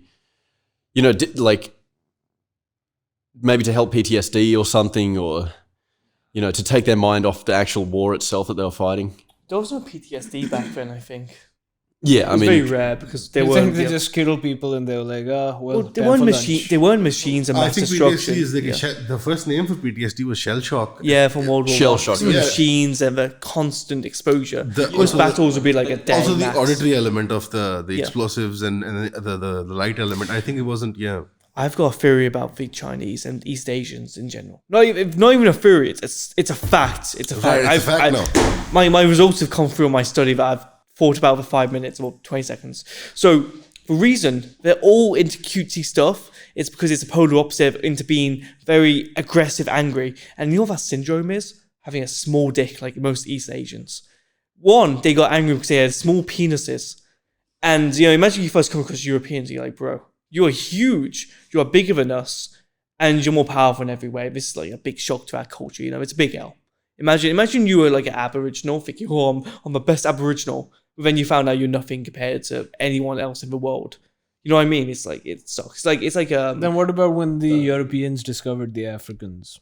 yeah, but they were nothing. They were just, pee pee poo poo people in the middle of a hut, just going, oh yeah, we've got all these natural resources and we've got like tens of thousands, hundreds of thousands of years of head start in this nation, in this prosperous land that's an agricultural, haven for growing crops. Let's not do anything with it. Let's just fight these tribes forever and never settle like a great civilization that will rival Europe in general. Like Africans, like they just have to have. They have Who's ever set up a civilization that rivals, like, let's say, a post-Enlightenment Europe? I would say some of the Muslims in general. Like your empire's been big. The Chinese dynasties have been quite powerful. The Japanese, of course, after a while. The Americans, of course, but those Americans are just British people who are more British and too British for Britain, so they left, which I respect to some degree. I think the American Empire is the most unique empire in human history. Yeah. Because when they started to, all empires, by the way, have a very common thread where they collapse is when their trade deficit catches up to them, and then basically the economics of it, and then blah blah blah blah blah. They're the only ones who were able to leverage that. They were able to leverage their trade deficit by doing the switcheroo with the dollar, where they were like, no more gold backing. We just print it and nothing's gonna go wrong. That was a great trick, by the way. Yeah. It gave them a lease on life, a 50-year lease on life at least, maybe a 100-year lease on life. Yeah, but it's gonna cat bite them in the long run. Miles, eventually all empires have a decline and a collapse, but they were able to circumvent that collapse by doing this sleight of hand trick. I think they were doing. Well, I don't know. They could have kept going with the gold standard. I think it'd be rather funny actually if as soon as the US dollar looks like it's about to collapse, everyone's panicking, bracing. Joe Biden or Super Joe Biden in the future goes. Then he actually gets the sentence, and then he goes. That was actually. We got a new thing, guys. Super dollar, and it's like backed by I don't know. KFC. Yeah, no, that'll be for the South of America. That'll be CBDC. I have an inkling that the CBDC thing is gonna be the central bank digital currency is gonna be the new dollar. I think that might be the trick, by the way. You mean that'll be global? I think that what they'll do is they'll introduce the American digital dollar. Let's call it currency X, whatever, that they introduce as the thing that then the dollar backs, and then the dollar is backed by the oil. And they might try to pull it off. You never know, because I think that the Bitcoin thing was very suspect. I don't trust any of the NFT digital. Like, where did all this come from? This infrastructure, nobody know who the guy is. The Asian guy, what's his name? Satoshi Nakamoto. Nobody. That sounds like the Nakatomi Plaza or whatever. This is the fakest name I've ever heard in my life. And he made it, and nobody knows who he is. And and now we're all trading this thing, and there's a finite number of bitcoins though. I think it's a bunch of CIA bullshit. Also, yeah, I do think it could be a honeypot in general, because it just seems a bit convenient, the timing as well. And it does have a bit of utility. Like I'm not denying it. So like transferring currency to different places like Russia, if you want to. Yeah, but it's like Russia. The shit in my toilet that I take every night has a little bit of usefulness, but it doesn't mean I'm going to praise it. You know what I mean? Oh yeah, I mean like the praise that it gets. It's just it's worse than fiat, no? It's good for money laundering. I wouldn't. You could argue that it's worse than fiat. That it could be more centralized. Like if enough people, if a small group of people bought all the Bitcoin, which I think Bitcoin is owned by like only a couple of people, like who own most of. Miles has like 90% of it. Very few that's know called. There's a word for that. It's called 51% attack, I think. Right. And the idea is that if somebody manages to get, like, some organization gets control of 51% of the nodes of Bitcoin, yeah, then they can manipulate the ledgers however they want. Getting in charge of the nodes is like almost impossible. Yeah, so it's it would be extremely impossible for like maybe an individual, an organization, but for a government, it's not that tough. And recently, this was a couple of years back, but China apparently had set up a huge mining network, which was exposed, and they'd even banned cryptocurrency in China. But the government was secretly mining all these Bitcoin. The Chinese love miners. Did you ever dabble with cryptocurrency? Yeah, well, this is my greatest regret when it comes to investing. I bought Bitcoin at £3,000, I think, and then I sold it at about 3,500, 4,000. I was like, yeah, made like 25% return. That's amazing. And then it went to like 60K. And I was like, oh, but I've been fine with every other investment I've done. I've never had a big loss like that. Yeah. I made a decent amount on Ethereum, and then I put a lot of it into like shit coins, and then from there I sort of lost quite a bit. But I was still up. Good man. I'm kind of into USDT. What about you guys? It's allowed here, right? It's legal. It's not. Everything's all sort of loud. Okay, yeah, it's like But you're uncertain, make you change it tomorrow. The government officially has banned all digital currencies. yeah, officially though. You get a message from your bank saying that you can't trade it, but people do buy it still all the time. It's not that Yeah. difficult. You know how it is. Yeah, you guys don't do that though, do you? No. Actually, me personally, generally, I don't. Exactly, yeah. Thanks, ISR. Yeah, we actually. There's also like a religious aspect to Yeah. it where it's kind of iffy. Yeah. We're not allowed to gamble. There's two. So Right. capitalism is fine by Islam. There's just like 2 or 3 free market stuff, higher fire. We believe in all that. What about stocks? Because it wouldn't be gambling as if you Stocks do a are lot debate. of research. We have a debate. Our scholars have a debate in stocks and in the way the stocks are operated. What do you think then? I personally think it's kind of suspect too, honestly, because at least in the way it is, the way it is regulated right now. So gambling, we have the same things with the Catholic, like classic, gambling, interest, haram. Yeah, I'm not a fan of gambling. Or No, both things interest are rates, haram yeah. in Islam and Catholic. I think Catholicism both are haram. Yes. Yes, Gambling, yes. So and interest as well. and interest rates. Yeah, Yeah, interest. Yeah, of yeah. course, I wonder who pushed the interest rates on us, guys. I can't say, but I think we know. It was the Hindus. No, I think it was actually the Mauritanians. Yeah. They control the world.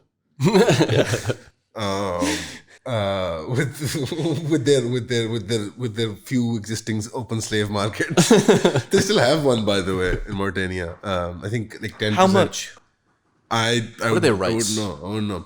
But no, the thing with this is that because of these two things being haram, the gambling, the speculative gambling aspect, as well as the interest aspect of the way modern currencies work, Islam is having the Muslim world has a lot of problems with finance right now. By the way, we have no idea how we're going to run our economies, not because of the more moving parts of it, but the sort of the fundamentals of the interest-based world order and the banking systems. Our scholars, the governments, everybody's having infighting all the time. This is the core issue. And the source of it is you guys. You guys have to stop. Yeah, guys, can you please stop? You have to stop the World Bank, guys. My guy. That's up to us. I can do it. I can do it.